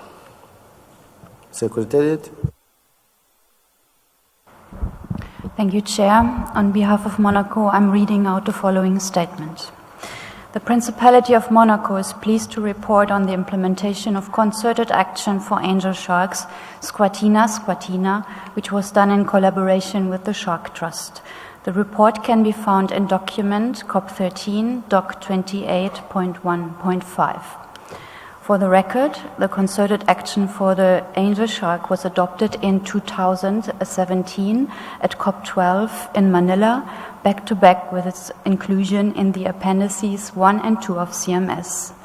The main objective of the concerted action was to prevent the extinction of the species and to improve its conservation status within its range. To this end, 5 activities were proposed to be undertaken. In Annex 1 of the present document, you will find an overview of their implementation.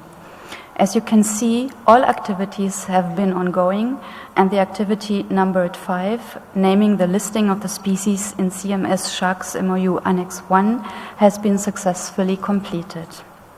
Regarding the other activities, it is proposed to COP13 to extend them for the next triennium as more time is needed.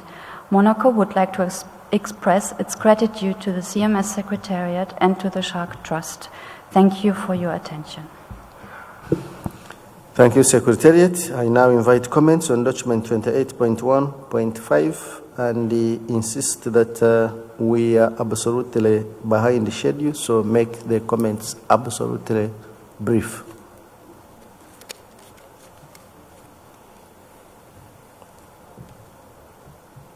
Do we have any objections to this meeting noting the report in document 28.1.5,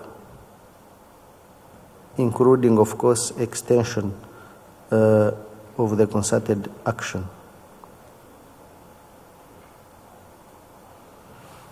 I see no objections. I take it that this meeting agrees with the recommendations contained in the report provided in document 28.1.5. We move on to document 28.1.6. Let me invite WCS to introduce document 28.1.6 on implementation of concerted action for the moblid race.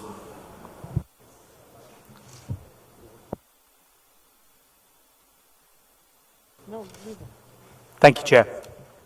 A concerted action led by WCS and the Manta Trust for all mobulid species was proposed and accepted by parties at COP12, building on the listing of all mobulids in CMS Appendix 1 at COP11. Document 28.1.6 provides updates to Concerted Action 12.6, including a refinement of its scope and focus, along with details of progress made over the past 3 years. I won't repeat those details here, but will note some brief highlights of recent progress.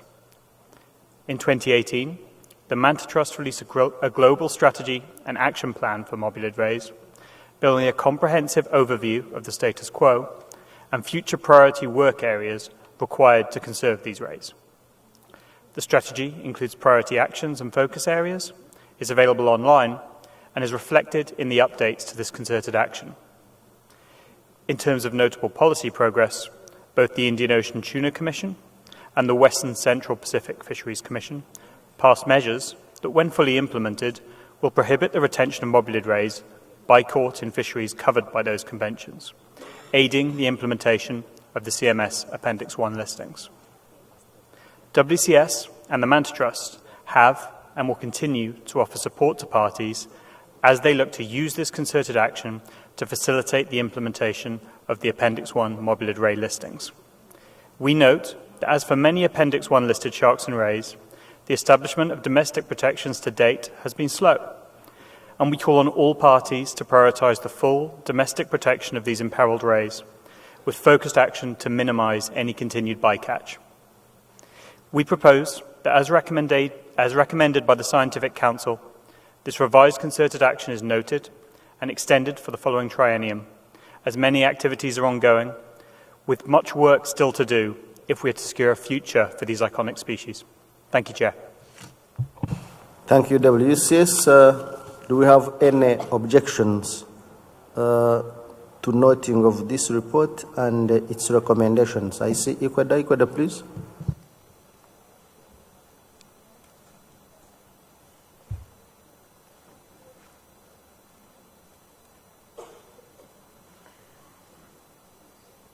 Ecuador, you have the floor. Gracias, señor presidente.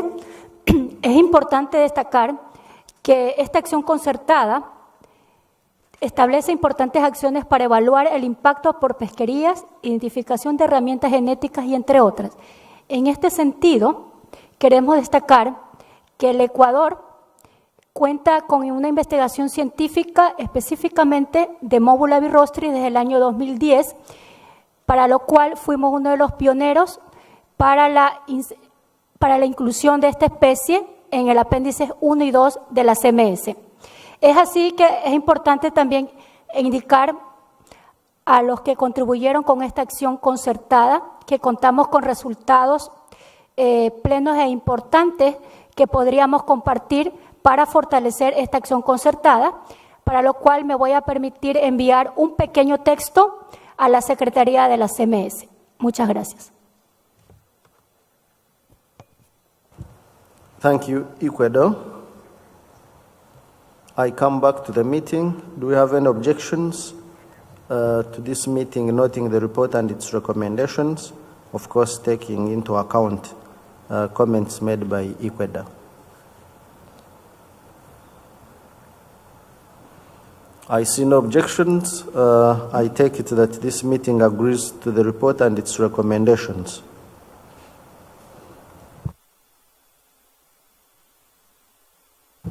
We move to document 20. Okay. Yes, administrative announcements regarding contact groups. Secretariat.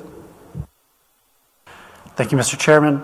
Just to announce that the working group on the Gandhinagar Declaration will meet starting in a couple minutes in Exhibition Hall 1, Working Group Room 5, chaired by India. Parties wishing to participate in that working group should move to that room at this point. Thank you. Thank you, Secretariat. We shall now move to document 28.1.7. Let me invite Philippines to introduce document 28.1.7 on implementation of concerted action for the whale shark. Philippines. Thank you, Mr. Chair. The Philippines, as proponent to the whale shark concerted action plan adopted at CMS COP12, is pleased to report on the progress made on the plan for the current triennium. From the two reports submitted for this meeting, that's document 28.1.7 A and B, Let me highlight the commendable initiatives of the Sea Shepherd Legal, the law and policy firm tasked with assessing the adequacy of legal protection for whale sharks. Sea Shepherd Legal has completed the gap analysis for the 7 hotspot range states noted in the concerted action, including Gabon, Madagascar, Mozambique, Pakistan, Peru, Portugal, and Tanzania. The corresponding gap analysis, which is shared with this meeting, is provided as COP13 Information Document number 15. The analysis offered specific policy recommendations as needed in range states to provide greater protection measures for whale sharks, and accordingly, the Sea Shepherd Legal offers its services free of charge to develop those protection measures. In Southeast Asia, the Philippine government has had a productive partnership with the Large Marine Vertebrates Research Institute, or LAMAVE, for a range of activities. Currently, we are monitoring 5 major whale shark aggregations where photographic identification estimated a population of 1,750 individuals, which is the second largest population whale shark in the world. Satellite telemetry studies and photographic identification also established connectivity of Philippine populations with Malaysia and Indonesia. A study on the effect of whale shark tourism in the Philippines has also been undertaken, which shall feed into the ongoing negotiations for the needed adjustments in local protocols for whale shark tourism. Initiatives is also ongoing with non-CMS parties under the Coral Triangle Initiative towards completing the action plan for whale shark in the Coral Triangle seascape. Mr. Chair, the Philippines and the partner organizations working on the whale shark concerted action plan recommended that the plan be renewed for the next triennium, as most activities are ongoing and need long-term monitoring. For instance, additional time is needed to expand the implementation of the concerted action plan in non-CMS range states. The revised whale shark concerted action plan extending the time frame is provided as document 28.1.7 A and B Addendum 2. With this, the robust support of the CMS range states to the extended whale shark concerted action plan is encouraged and to report activities in the next triennium. Thank you, Mr. Chair. Thank you, Philippines. I invite the meeting to give quick comments on document 28.1.7.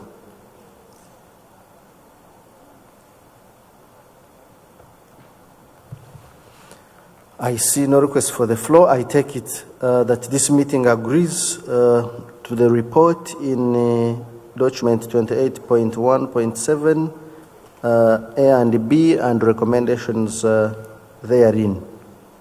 Is that the case? Yes, it is the case, and it is so agreed.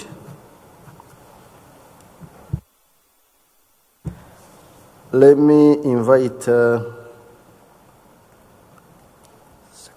Secretariat to introduce document 28.1.8, report on implementation of concerted action for the Asian population of great bustard. Secretariat, please.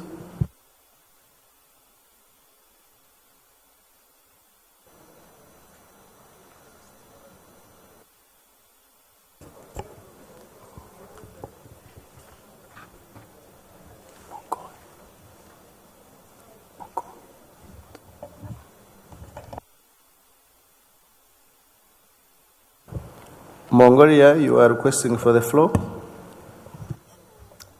No, thank you, Chair. As a prominent country, Mongolia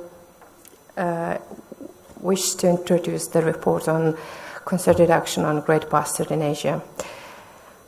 During the first 3 years of this concerted action, research, public outreach, and conservation activities have been undertaken by a variety of actors and stakeholders throughout the range states. These have included the first internationally coordinated winter surveys and the development of the first draft of a revised action plan for great bustard in Asia with input from 30 experts across the region.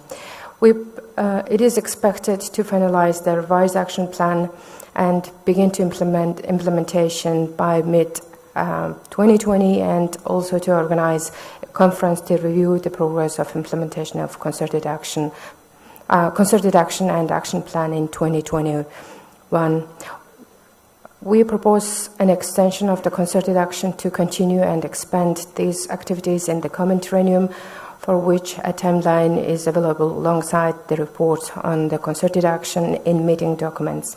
Extension will be meaningful to continue the implementation and also to strengthen transboundary cooperation, and it will be important to acknowledge and to continue the collaborative actions taken by the range states. Thank you. Thank you, Mongolia. I now invite brief comments on document 28.1.8.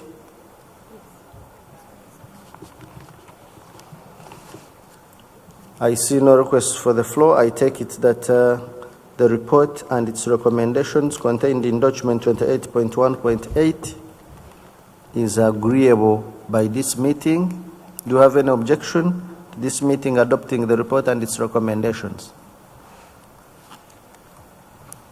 I see no objection. The report is so noted, and of course its recommendations agreed.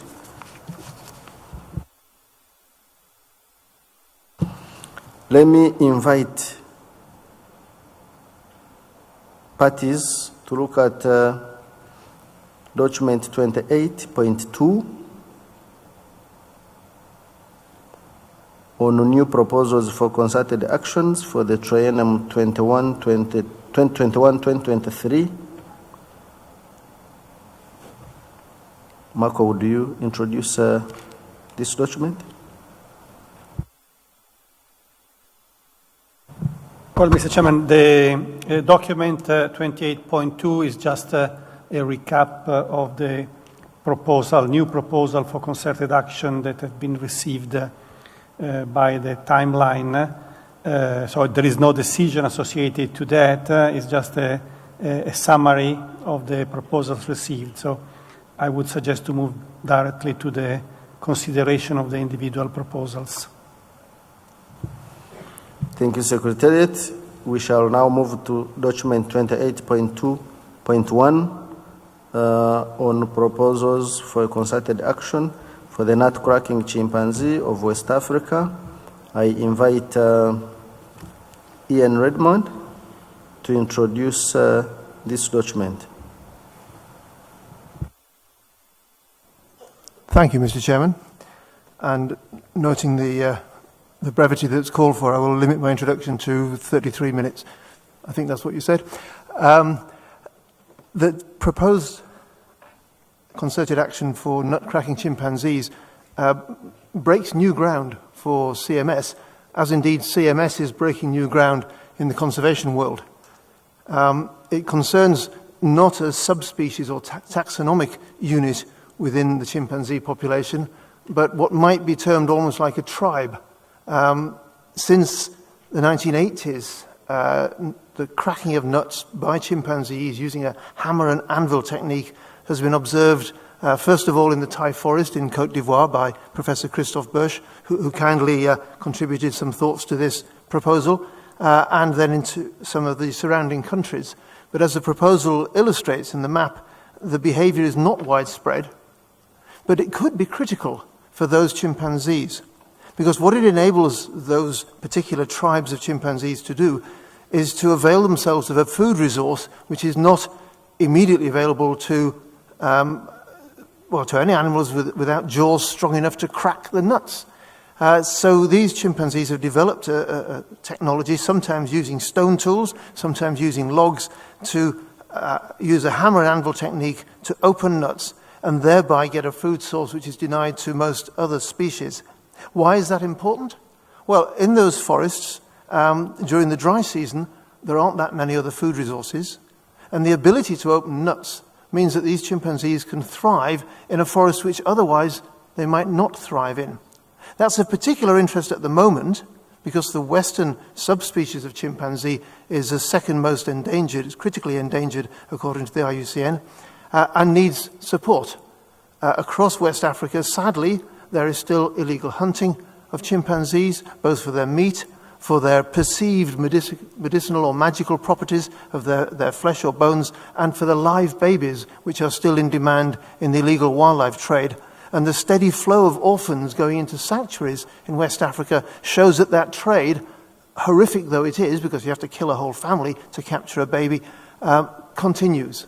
So every effort must be taken to prevent the killing of the animals, but also their habitat is under threat as human agriculture expands into their habitat, and Côte d'Ivoire has seen a huge decline in the area of chimpanzee habitat in the past 20 years. But the focus of the action on the nut-cracking chimpanzees rather than the wider subspecies is of some concern to primatologists.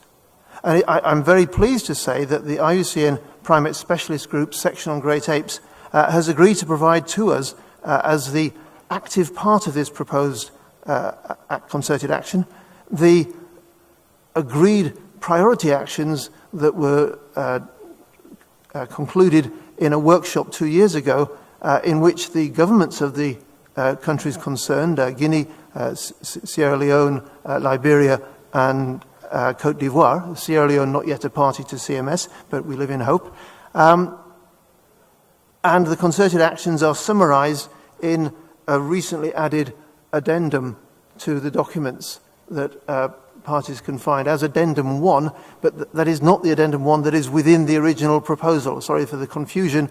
Addendum 1 was added to the revised document at a late stage. Those priority actions have already been agreed upon by the government agencies involved, by the NGOs and by the academics involved. So we have an agreement on what needs to be done, and very briefly we need to know more about where the nut-cracking chimpanzees are, because some populations have been studied, but the majority, something like 80% of the West African chimpanzees live outside of protected areas and have not been closely studied. Fortunately, nut-cracking leaves the signs in the forest, and indeed you can perhaps establish whether or not it's going on even without seeing the chimpanzees doing the behavior because of the remains of the nuts and the anvils and the hammers left behind. So we want to know where it's happening, and those populations are under threat, either directly from hunting or because their habitat is under threat. Humans also eat these nuts, and if there's a situation where the chimpanzees are dependent on this food resource in the dry season, and humans are also collecting those nuts, it might be necessary to engage with the community to offer alternative food sources for the people so that the chimpanzees can thrive on the nuts. And we need a wider public engagement to appreciate the importance of this culture and its unique nature.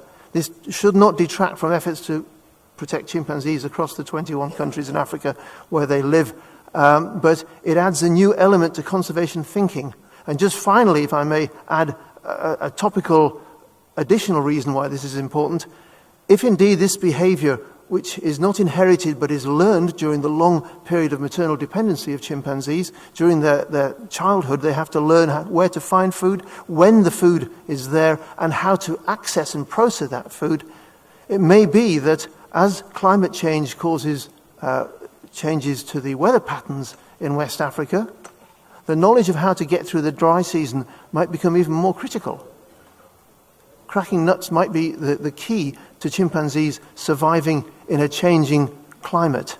So it's very important that we understand where it happens, to protect it where it happens, and in particular to integrate that consideration into the land use planning of the governments concerned, so that when they're putting a road through or they're allocating forests for timber extraction, they avoid these important sites which are critical to the survival of these unique tribes of chimpanzees. Thank you, Mr. Chairman.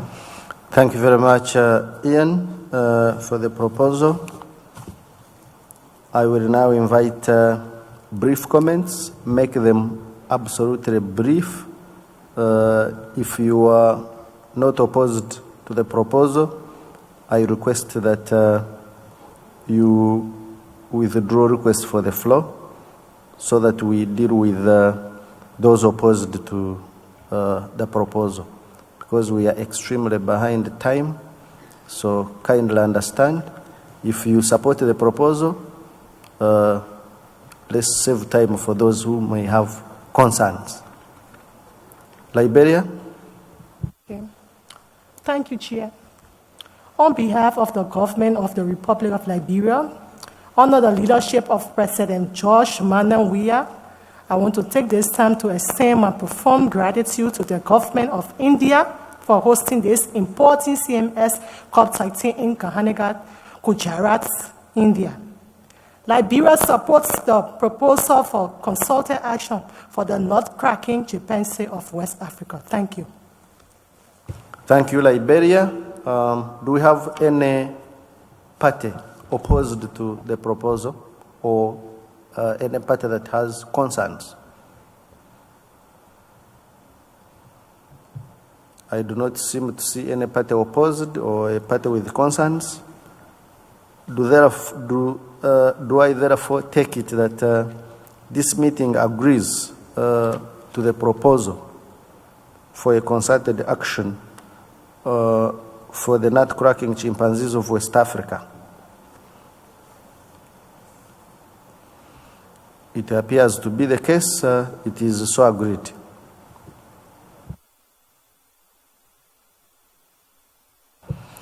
Let me invite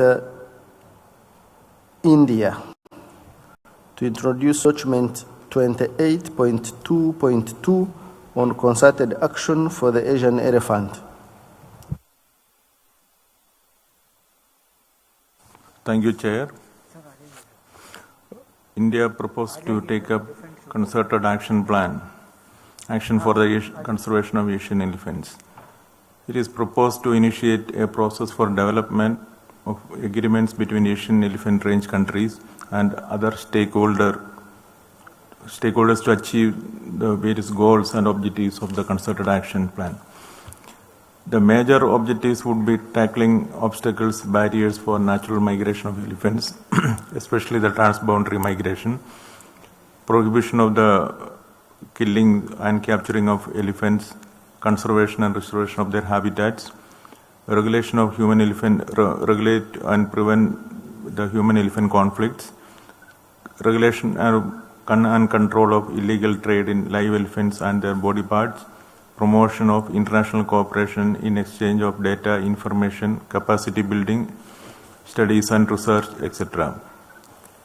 Due to the implementation of this concerted action plan, it is expected that there will be increase in habitat, the quality of the habitat will be increasing, going up, genetic diversity and would also be increasing, protection status will improvement in the conservation of elephants and other related species, reduction in the human-elephant conflict and other related and the reduction in the miseries of the local people, control of the poaching, etc., and better international cooperation between the range countries. Chair, this concerted action will also result in increase or stabilization of the population of the mainland Asian elephant, the Elephas maximus indicus, in all range countries due to the collaboration and cooperation and supporting activities among the range countries. Thank you very much. Thank you, India.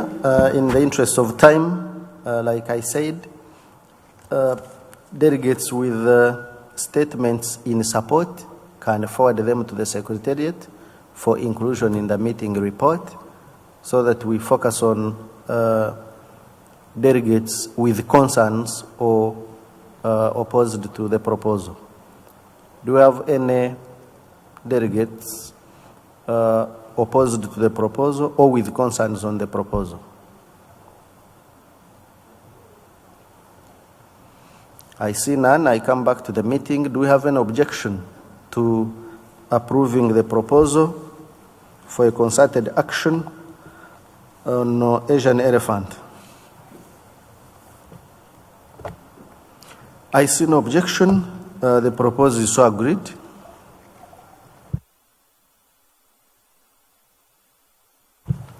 We move to document 28.2.3, concerted action on giraffe. The proponents are Cameroon, Chad, Ethiopia, Kenya, Niger, United Republic of Tanzania, and Zimbabwe. May any of the proponents request for the floor to introduce the document? I recognize the Republic of Tanzania. Thank you, Chair. The United Republic of Tanzania, on behalf of Cameroon, Chad, Ethiopia, Kenya, Niger, and Zimbabwe, would like to introduce the concerted action for the conservation of giraffe camelopardalis, as contained in document 28.2.3. Giraffe camelopardalis covers all species and was listed on Appendix 2 by the 12th meeting of the Conference of the Parties to CMS in 2017. The listing was due mainly to severe population decline of more than 40%, according to the IUCN Red List assessment.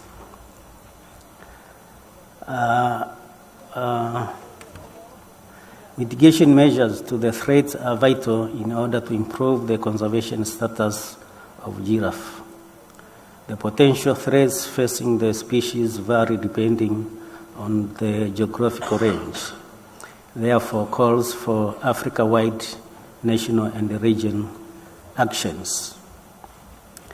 In order to give effect to the listing of the giraffe to Appendix 2, we would like to suggest a number of conservation measures or action.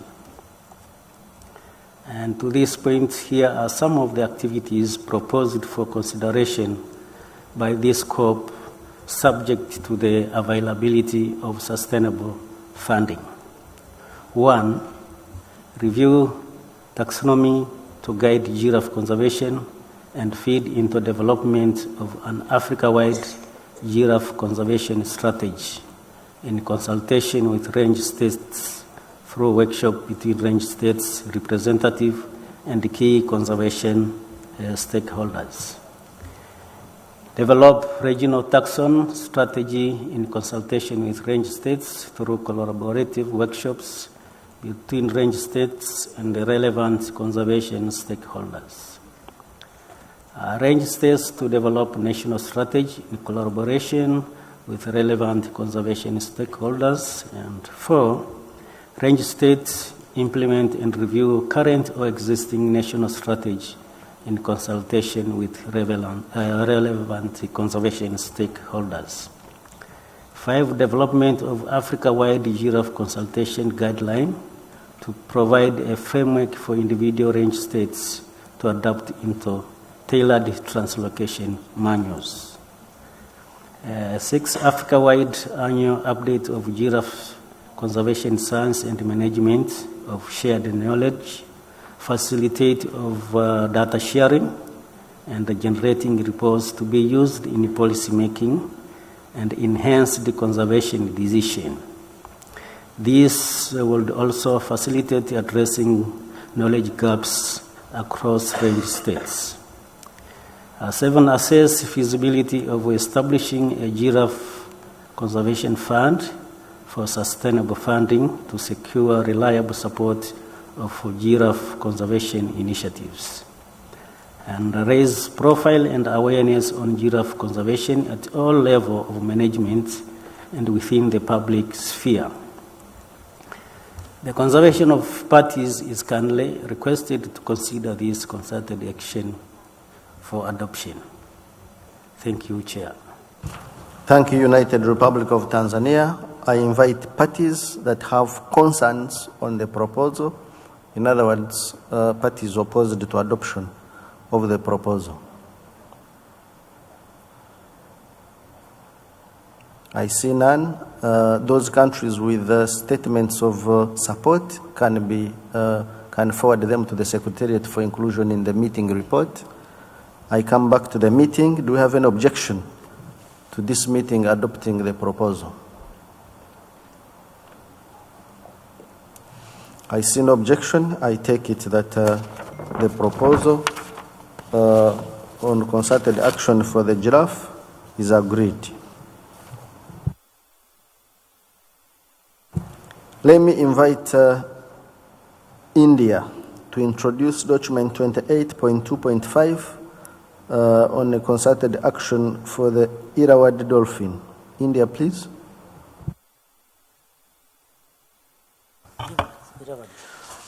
Thank you, Chair.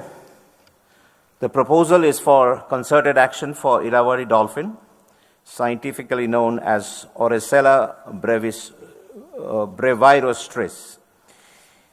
The Irrawaddy dolphins occur in the tropical and subtropical waters of the Indo-West Pacific region. The range of the species extends from the western Bay of Bengal along the coasts of India, Bangladesh, and southwards to Myanmar, Thailand, Cambodia, Vietnam, Philippines, Malaysia, Brunei, Singapore, and Indonesia. The freshwater population also occur in three major river systems, namely the Mahakam in Indonesia, Mekong in Laos, Cambodia, Vietnam, and Irrawaddy in Myanmar rivers. The primary threat to all Irrawaddy dolphin populations include fishing gear entanglement, shore seine and purse seine nets, hook and line fisheries. Irrawaddy dolphin populations also require international agreements on maintaining ecologically relevant water flow in rivers across political boundaries. The species is relevant to CMS concerted action as some of the population probably move across boundaries. The species, Mr. Chairman, is listed in Appendix 1 of CMS and categorized as being in danger of extinction throughout all or a significant proportion of their range, as well as in Appendix 2, as it would benefit significantly from international cooperation. The concerted action is of great relevance to this species. While most of the range countries have strict protection offered to the species by various administrative departments such as Fisheries Regulation, Wild Species Protection and Protected Areas, a collaborative action by the range countries would benefit to minimize threat. Mr. Chair, the CMS Concerted Action Plan for Irrawaddy dolphin, with a view to safeguard population connectivity, migratory corridors, and dispersal routes of the species, can help the endangered species and would enable the range countries to coordinate action towards its conservation. The Concerted Action Plan includes activities like addressing knowledge gaps, information sharing, awareness raising, and capacity building with development and implementation of mitigation strategies. India would therefore propose the concerted action for the Irrawaddy dolphin for ensuring the survival of the species across its range. Thank you, Chair. Thank you, India. I will invite comments from delegates that have concerns on the proposal. Only those with concerns on the proposal. Those in support and have statements in support, kindly forward them to the Secretariat for inclusion in the meeting report. Bangladesh, are you opposed to the proposal? Thank you, Chair. Bangladesh supports the proposal, and Bangladesh already taken some steps. Especially in Bangladesh, there are 6 dolphin wildlife sanctuary in Bangladesh, and Bangladesh Forest Department took initiative for the conservation of Irrawaddy dolphin with the help of community people, and already Bangladesh Forest Department formulated dolphin conservation team in Bangladesh. Thank you. Thank you, Bangladesh. WDC, are you opposed to the proposal? No, we're speaking in support of, if that's all right. 1 minute. Thank you. I'm making this intervention on behalf of Will and Dolphin Conservation, Humane Society International, WWF and Ocean Care. We commend the Government of India for bringing this concerted action forward to COP13 and strongly support the initiative. Marine Irrawaddy dolphins are endangered throughout their range, and all 3 riverine populations are critically endangered. All populations are severely fragmented and isolated, and their restricted distribution means they are highly susceptible to human activities. The most severe threat is bycatch, specifically from gillnets. Habitat loss, particularly from dams and altered freshwater flows, is a major conservation concern, and subpopulations face even further fragmentation and ultimately extinction. Efforts to increase connectivity between populations, protect critical habitat and prevent the unintentional and incidental mortality in fishing gear is very welcome, and we look forward to providing assistance wherever we can. Thank you. Thank you, WDC. I come back to the meeting. Do we have any objection to accepting the proposal for concerted action for the Irrawaddy dolphin? I see no objection. I take it that this meeting agrees to the proposal.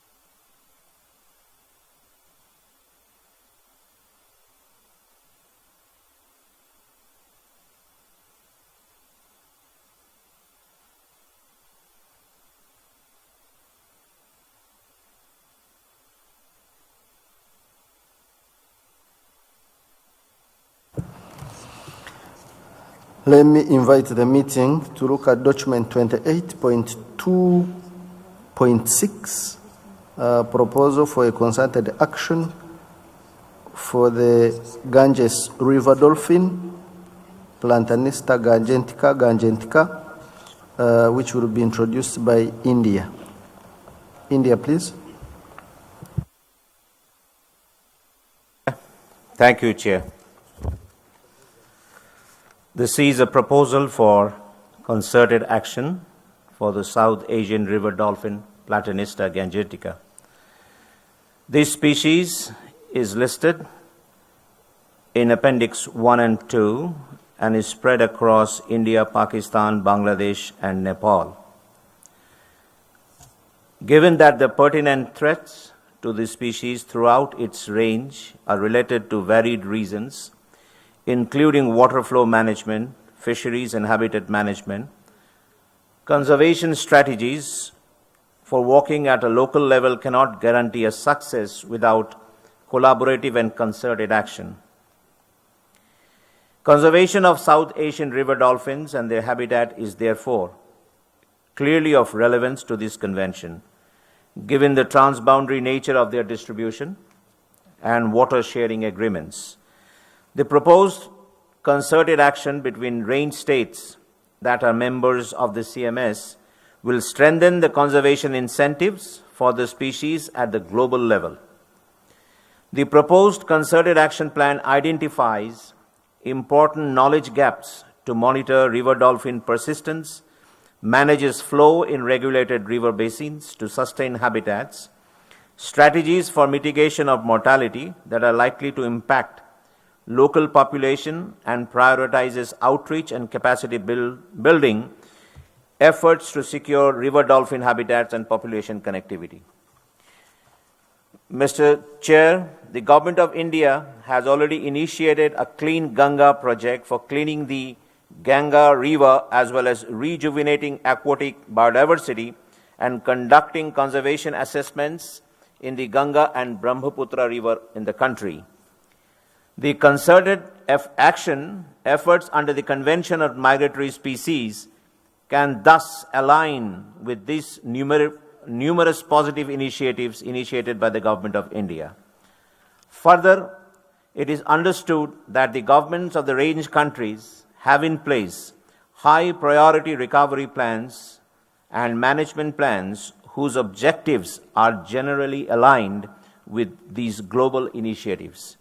Mr. Chair, the CMS Concerted Action Plan for Platanista, with a view to safeguard population connectivity, migratory corridors, and dispersal routes of the species, can be a very important guiding framework that can direct and enable range countries to coordinate action towards ecological flow management of regulated rivers at regional, subnational, and national scales. The concerted action plan includes activities for addressing knowledge gaps, information sharing and awareness raising, capacity building, and implementation of mitigation strategies.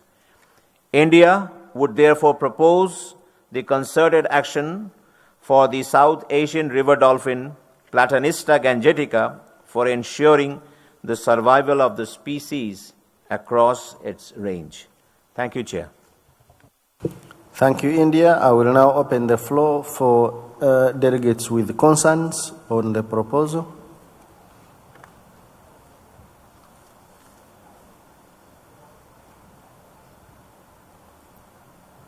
If you do not have concerns to the proposal, kindly I request that you submit your statements for noting. Do you have any objections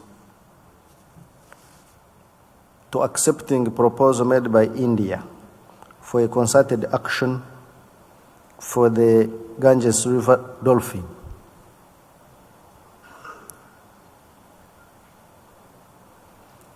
I do not see any objections from a party. I take it that this meeting agrees to the proposal. It is so agreed. Humane Society, kindly submit your written statement of support or concern to the Secretariat in the interest of time.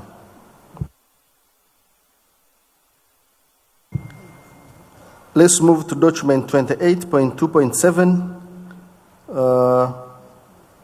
We have Coalition Clean Baltic, Whale and Dolphin Conservation, Humane Society International, and OCA. Let me invite Humane Society International to introduce document 28.2.7 on the proposal for a concerted action for the harbour porpoise in the Baltic and Iberian Peninsula. Humane Society International. Thank you, Chairman. I'm honoured to present this proposal to the COP as contained in document 28.2.7 Rev, and I'll come back to that Rev in a moment. And indeed, as you just said, on behalf of 4 non-governmental organisations, Humane Society International, Orca, Whale and Dolphin Conservation, and Coalition Clean Baltic. Chairman, as we've just heard in the context of several other species, the history of small cetacean conservation around the world is indeed increasingly an unhappy one, as we repeatedly move too slowly to recognise the problems and respond to diminishing populations. The proposal for a concerted action is focused on 2 small, distinct and imperilled populations of the porpoise, Fusina fusina, a species in all too many ways similar to the vaquita. The first population, the Baltic harbour porpoise, sits in its limited range, balanced on the edge of extinction, and has long been recognised to be in need of urgent conservation action. The second population of the Iberian Peninsula has been more recently recognised as distinctive. There is considerable effort that the effects of removals, mainly resulting from fisheries activities, and other factors including chemical pollution, affecting these populations are unsustainable, and the road to their extinction is paved with our indifference.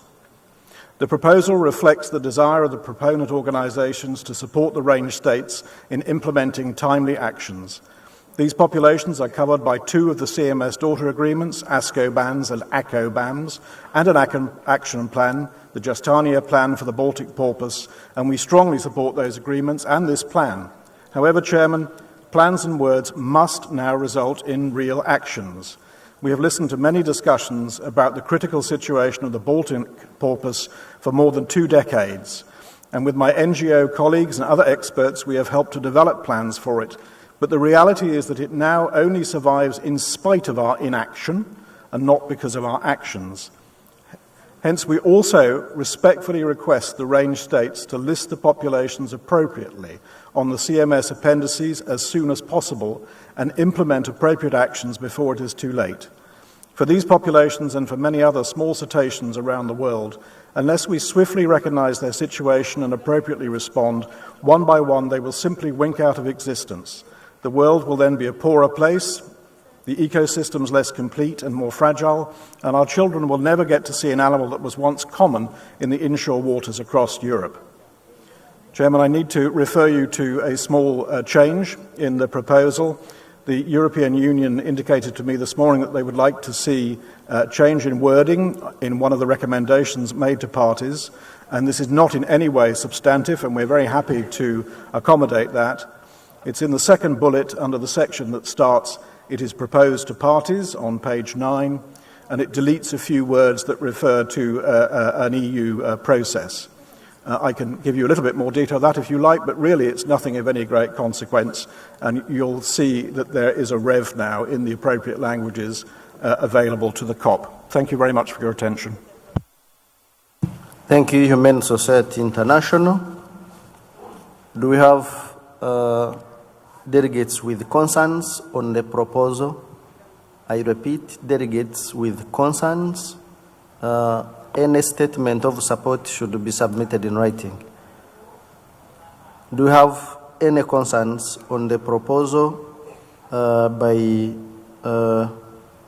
made by Humane Society International on behalf of itself and others for a concerted action for Koena? Strictly concerns. If it's a statement of support, I will cut the mic. International Whaling Commission. Thank you, Chair. I wish to offer in 1 minute a statement of support in terms of implementing these actions. I just note that the IWC Bycatch Mitigation Initiative offers capacity building and support at the local national levels. We are, in fact, looking for pilot programs for implementing a way to reduce bycatch while maintaining viable fisheries. I'll also note that we would be very keen on collaborating for a pilot project for the Irrawaddy and river dolphins, so we'll contact our colleagues in India. And we also have entanglement response training available to CMS parties and strandings response. So thank you, Chair, for your indulgence. We just wish to offer our support for this, the greatest threat to aquatic mammals. Thank you, Chair. Thank you, International Whaling Commission, for not adhering to instructions. I will now take WDC in the interest of fairness. Thank you, Chairman. And I'll be very brief.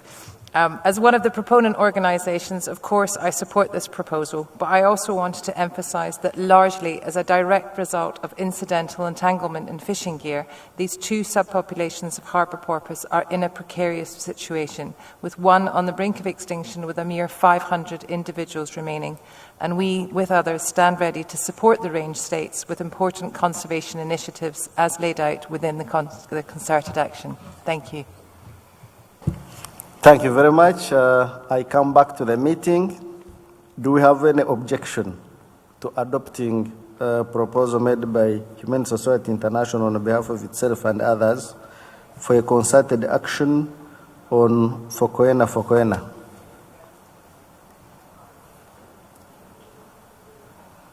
I do not see objection.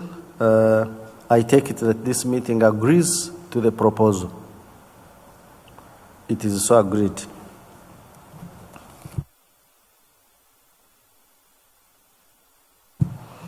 Let me invite Senegal to introduce document 28.2.8 on a concerted action for the common guitar fish. Merci beaucoup, Monsieur le Président. Cette présentation, le Sénégal le fait au nom du Gabon. Monsieur le Président, le Gabon présente cette proposition d'action concertée pour la guitare de mer commune Rhinobatos, inscrite à l'annexe 2 de la Convention, le poisson-ci commun Pristis, inscrit aux annexes 1 et 2 de la Convention, et le requin-ci Pristis pectinata, également inscrit aux annexes 1 et 2 de la Convention. Conformément au processus établi dans la résolution 12.28, pour mémoire, les espèces de la famille des Pristidés sont inscrites en annexe 1 de la CITES. La proposition met un focus sur l'évaluation de base de la biodiversité des parcs marins du Gabon, notamment en déterminant la biodiversité des vertébrés marins à grande et petite échelle, et en particulier les espèces susmentionnées, et en caractérisant leur abondance et leur habitat. À noter que ces aires marines protégées sont la consécration des plus importants efforts de conservation le long de la côte ouest africaine. Du fait de la large couverture de la zone d'étude, les parcs marins s'étendent sur 12 km² à 900 km². L'échantillonnage biologique requiert une combinaison de techniques différentes et sera effectuée à différentes échelles. À grande échelle, par échantillonnage avec ADN environnemental, par collecte des eaux pour une évaluation synoptique. À une échelle intermédiaire, avec utilisation de caméras pièges marins et d'échosondeurs pour déterminer les caractéristiques et la biomasse des populations marines. À une plus petite échelle, avec recensement visuel sous-marin par des transects marins. Des variables environnementales seront également collectées à partir d'observations in situ afin de compléter le tableau écologique des écosystèmes ainsi qu'au moins des données sur les captures fournies par les observateurs sur des navires artisanaux et industriels afin d'estimer les captures d'espèces sensibles de rhinopristiformes en dehors des aires marines protégées. Tous les sites ciblés seront caractérisés géographiquement en fonction des paramètres environnementaux tels que la bathymétrie, les régimes pluviométriques, les débits sortants des cours d'eau, la variabilité de la concentration des chlorophylles, les remontées d'eau, la vitesse actuelle et la température superficielle de la mer. L'impact anthropique sera également estimé dans la mesure du possible. L'annexe 1 du document présente l'ensemble des activités proposées dans ce plan d'action concerté. Ces travaux permettront de mener à bien une première évaluation de base de la biodiversité dans les aires marines protégées en vue de concevoir des stratégies de gestion. Par ailleurs, ces actions proposées s'inscrivent dans le cadre d'un plan d'action concerté proposé par le groupe des spécialistes des requins et de la Commission de sauvegarde des espèces de l'UICN à l'échelle mondiale. Monsieur le Président, le Gabon tient à souligner que, dans le cadre de la présente proposition, d'autres espèces marines présentes dans les aires marines du Gabon, telles que les tortues marines, les baleines, devraient également bénéficier des actions prévues, mais la priorité devrait être accordée aux espèces inscrites aux annexes de la CMS. Merci beaucoup, Monsieur le Président. Thank you very much, Senegal. I now invite comments from delegates with concerns on proposals contained in document 28.2.8 made by Senegal. Sea Shepherd, legal. Thank you, Chair. We also express our gratitude to the honorable delegate from Senegal who, on behalf of Gabon, so articulately described the critical importance of document 22.2.8, the concerted action for the common guitarfish, large-toothed sawfish, and small-toothed sawfish. As Gabon has made very clear in its proposal, the situation for these species is dire. The common guitarfish, comparatively the lucky one, is endangered, while both sawfish species are critically endangered. Gabon has not only aptly recognized this crisis, it has responded to it with a strong, functional, and practical concerted action plan. The plan has two key components. Again, the comprehensive basal biodiversity assessment in Gabon's marine protected areas, and the enhancement of legal protections for the species. Sea Shepherd Legal is honored to have been asked to work with Gabon's National Parks Agency to develop the legal protections component. This privilege is made possible by our long-standing relationship with Gabon. It also aligns extremely well with several other initiatives that we are undertaking in Gabon that are relevant to the CMS. including a comprehensive multi-year project that we just kicked off with Gabon to develop broad protections for sharks and rays throughout Gabonese waters, gap analyses and development of legal protections for whale sharks as part of the concerted action for whale sharks, gap analyses and legal policy development in support of the concerted action for the Atlantic humpback dolphin. I note that the Scientific Council suggested that Gabon may wish to include conservation measures for the Atlantic humpback dolphin when implementing the concerted action for the subject species. We agree and are committed to assisting Gabon with making this possible. I also wish to add that Annex 1 of the proposal includes a provision suggesting dedication of $10,000 for travel support to our team at Sea Shepherd Legal. I am pleased to advise that we have the ability to fund our own travel for this particular project. Accordingly, we suggest earmarking the contemplated funding amount to assist Gabon with implementing the other aspects of this concerted action. In the alternative, perhaps the funds could be appropriated by the Secretariat for other important conservation endeavors. To conclude, and it probably goes without saying, Sea Shepherd Legal strongly recommends that the parties adopt the concerted action for the subject at-risk species. Thank you, Mr. Chair. European Union. Thank you, Chair. The European Union and its member states in general support this proposal.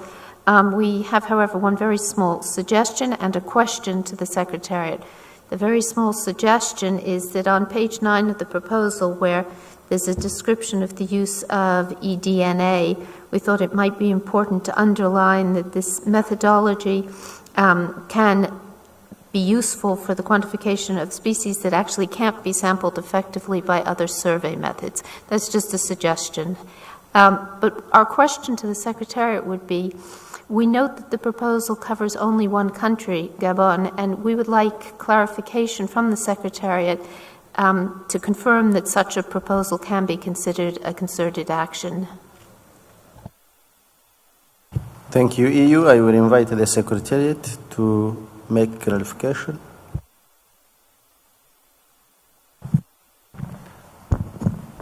Thank you, Chairman.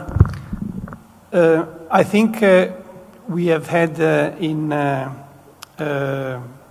history of the Convention some cases in which action were limited to individual countries. In general, it should not be the spirit of the concerted action, the fact of having activities which are limited to a single country. But there are no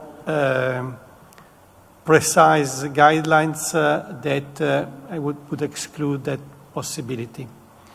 I think we can the level of answer we can give is this. We can indicate some precedent if need be, but certainly it would not is not the general spirit of concerted action having activities at the level of individual countries. I come back to you, European Union. Thank you very much for the clarification. In that case, we're certainly happy to support the proposal. However, we would request that the meeting report indicates the fact that this should not serve as a precedent for the future and that concerted actions should, in as so far as possible, cover more than one country. Thank you.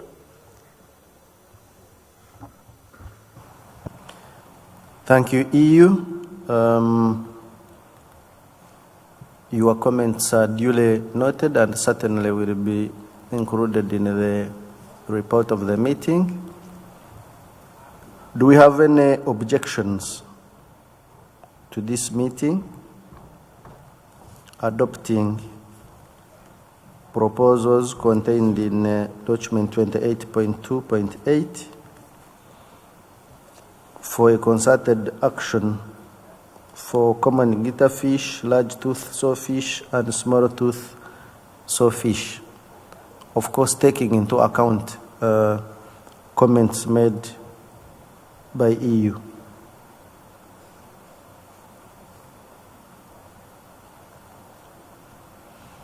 I see no objection, so I take it that the proposal is agreed with the proposed amendments. Yes, it is so agreed.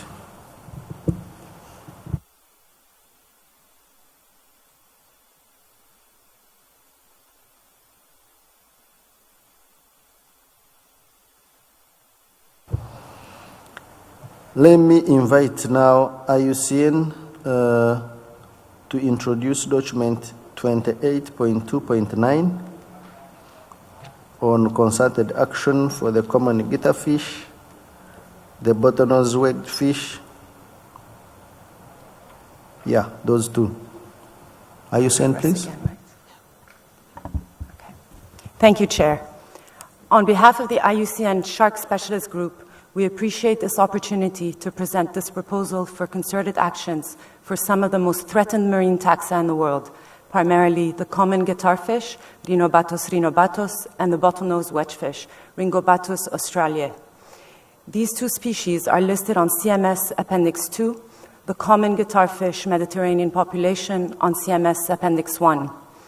The families Glaucostegidae, Rhinidae, and Rhinobatidae are also mentioned in this proposal because of their similar conservation status and because identification to the species level is challenging.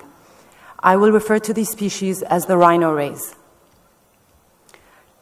Rhino rays move across boundaries among states in the eastern central Atlantic from the Mediterranean to West African coasts and across the Indo-West Pacific. Over half of the species currently assessed using the IUCN Red List are classified as threatened based on steep population declines and localized extinctions. This dire status was the main factor reflected in recent rhino ray listings under CMS and CITES.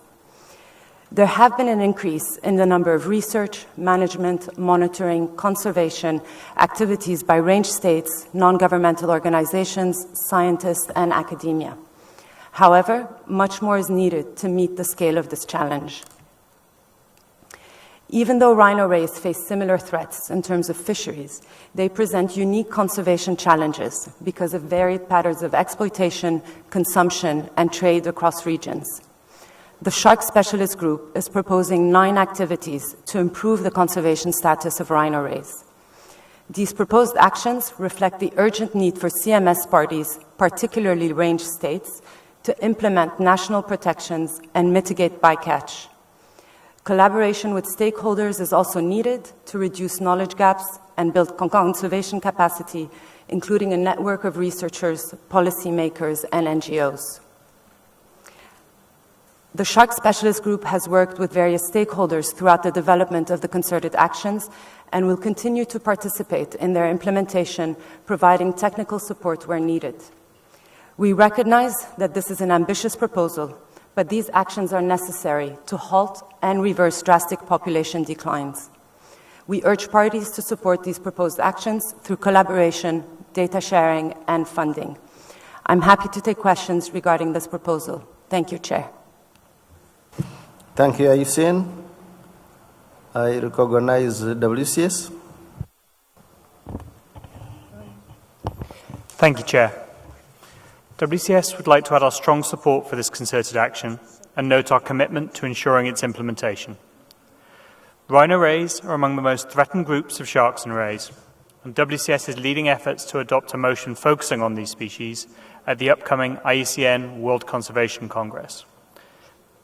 The draft motion reinforces this concerted action, and the implementation of both will help build the conservation momentum these unique rays badly need.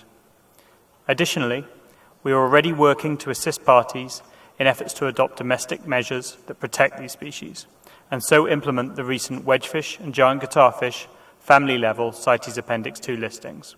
We focus in West and East Africa, along with South and Southeast Asia, and look forward to these concerted action assisting in these efforts. Thank you, Chair. Thank you very much, WCS. I come back to the meeting. Do we have any objections to adopting a proposal for a concerted action for the common jitterfish and bottlenose wedgefish as introduced by IUCN?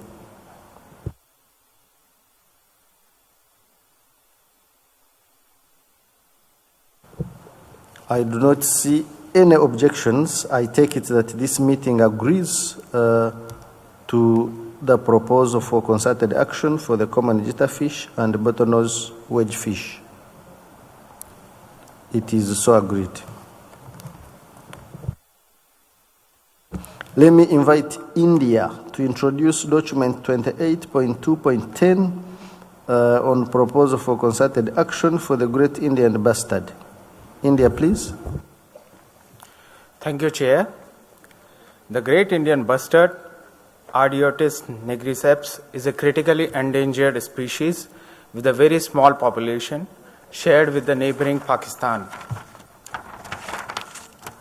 The concerted action proposes various actions for conservation of the Great Indian bustards.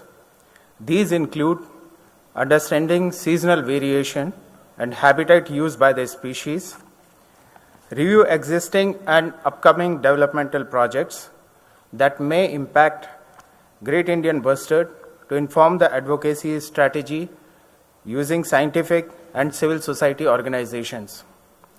The concerted action also proposes to take up GAB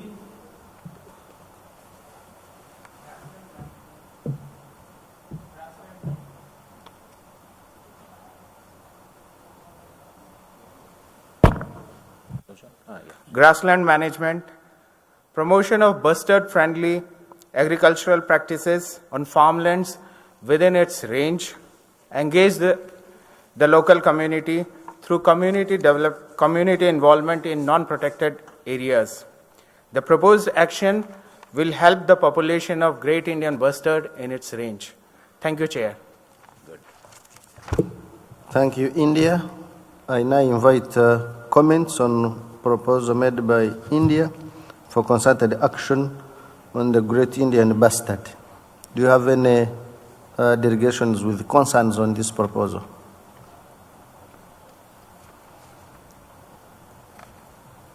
I don't see any concerns. I now come back to the meeting. Do we have any objections to adopting the proposal for concerted action for the Great Indian Bustard?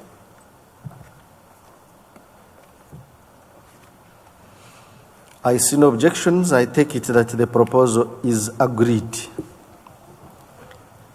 I will again invite India to introduce document 28.2.11 on proposal for concerted action for the Bengal florican. India, please. Thank you, Chair. The Bengal florican is a critically endangered bird. Chair, due to shortage of time, we are just reading out the relevant portions of the proposal. The concerted actions include assessing distribution and population status in the range states, understanding seasonal variations in habitat use, identification of major threats to the species, local specific as well as at the landscape level, conservation of the species through community development. Thank you, Chair. Thank you, India. I now invite comments from delegations with concerns on proposal by India to have a concerted action for the Bengal florican. Any delegations with concerns? I see no concerns. I come back to the meeting. Do we now have any objections to the proposal by India to have a concerted action for the Bengal florican?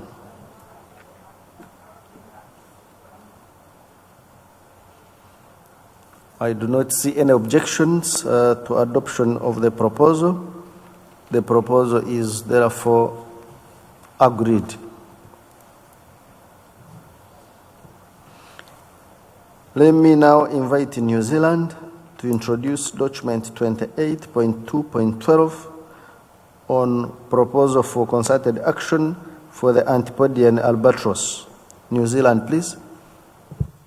Thank you, Chair.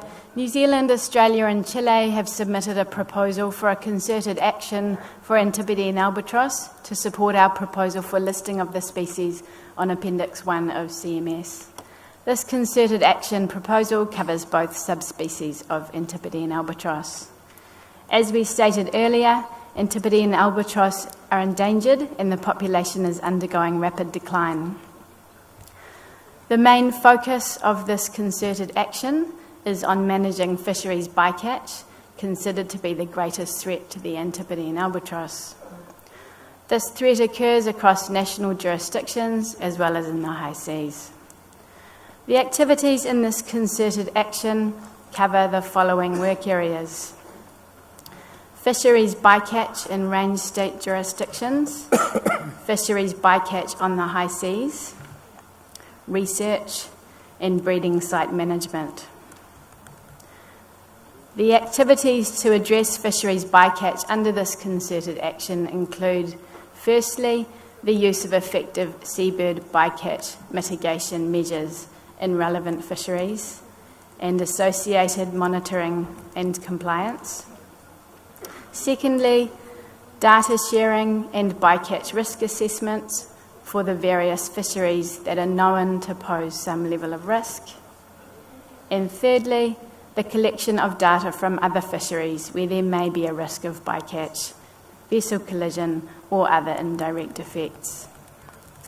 International collaboration is vital in order to achieve these fisheries bycatch activities, particularly in the high seas and through regional fisheries management organisations. These concerted actions are essential to help reverse the decline of this species and will support actions already underway, for example, through the Agreement on the Conservation of Albatrosses and Petrels. This concerted action includes activities already being undertaken by New Zealand, such as maintaining protection and biosecurity measures at breeding sites, and research to better understand the population dynamics and foraging behaviour of the species.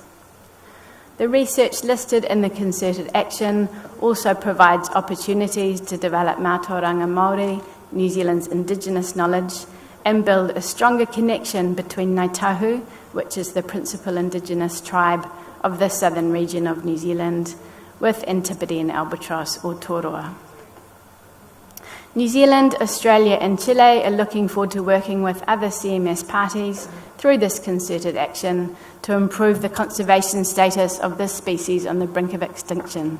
We call on parties to support this proposal. Thank you. Thank you very much, New Zealand. I will now open the floor for any brief comments on the proposal for concerted action for Antipodean albatross.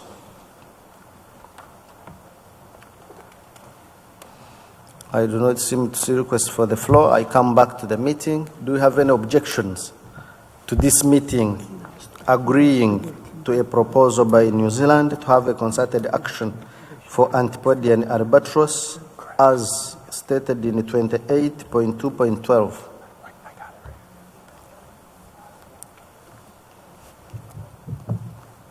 I do not see any objections to adoption of the proposal.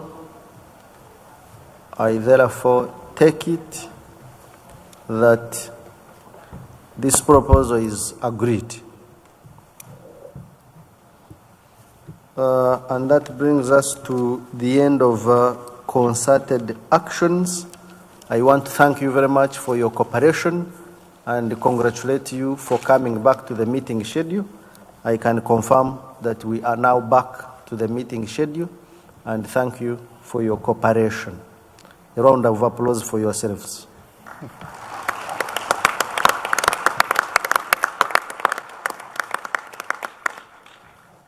I will now invite the Secretariat to make administrative announcements. Thank you, Mr. Chairman. Of course, the Secretariat is busy turning the conference room papers into 3 languages. So while you're off on your excursion tomorrow, also remember to look at the in-session documents so we can get started with those when we reconvene. Then, with respect to working groups meeting tonight, we have the Bureau meeting at 6:15 in conference room 3. I'm just told 6:30 in conference room 3. The Budget Committee will be meeting at 6:15 in Exhibition Hall 1, Working Group Room 3. The Avian Working Group will meet at 6:30 in Exhibition Hall 1, Working Group Room 1. At 6:15, the COP-appointed counselors working group will meet in Exhibition Hall 1, Working Group Room 2. And at 7 o'clock, the working group on Document 27.2, Guidelines for Assessing Proposals, will meet in Seminar Hall 1. Thank you.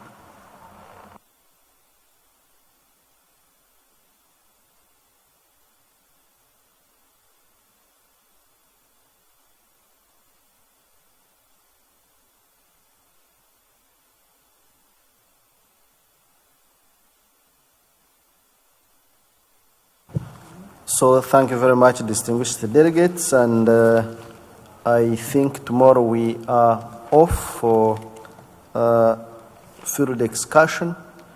So working groups are encouraged to conclude their business today and have the documents to go to the Secretariat to finalize translations so that we can look at the remaining CRPs first thing on Saturday. Thank you very much once again for your cooperation. This meeting is adjourned. We see each other during the field excursion and again officially here on Saturday. Thank you very much and enjoy the rest of the evening.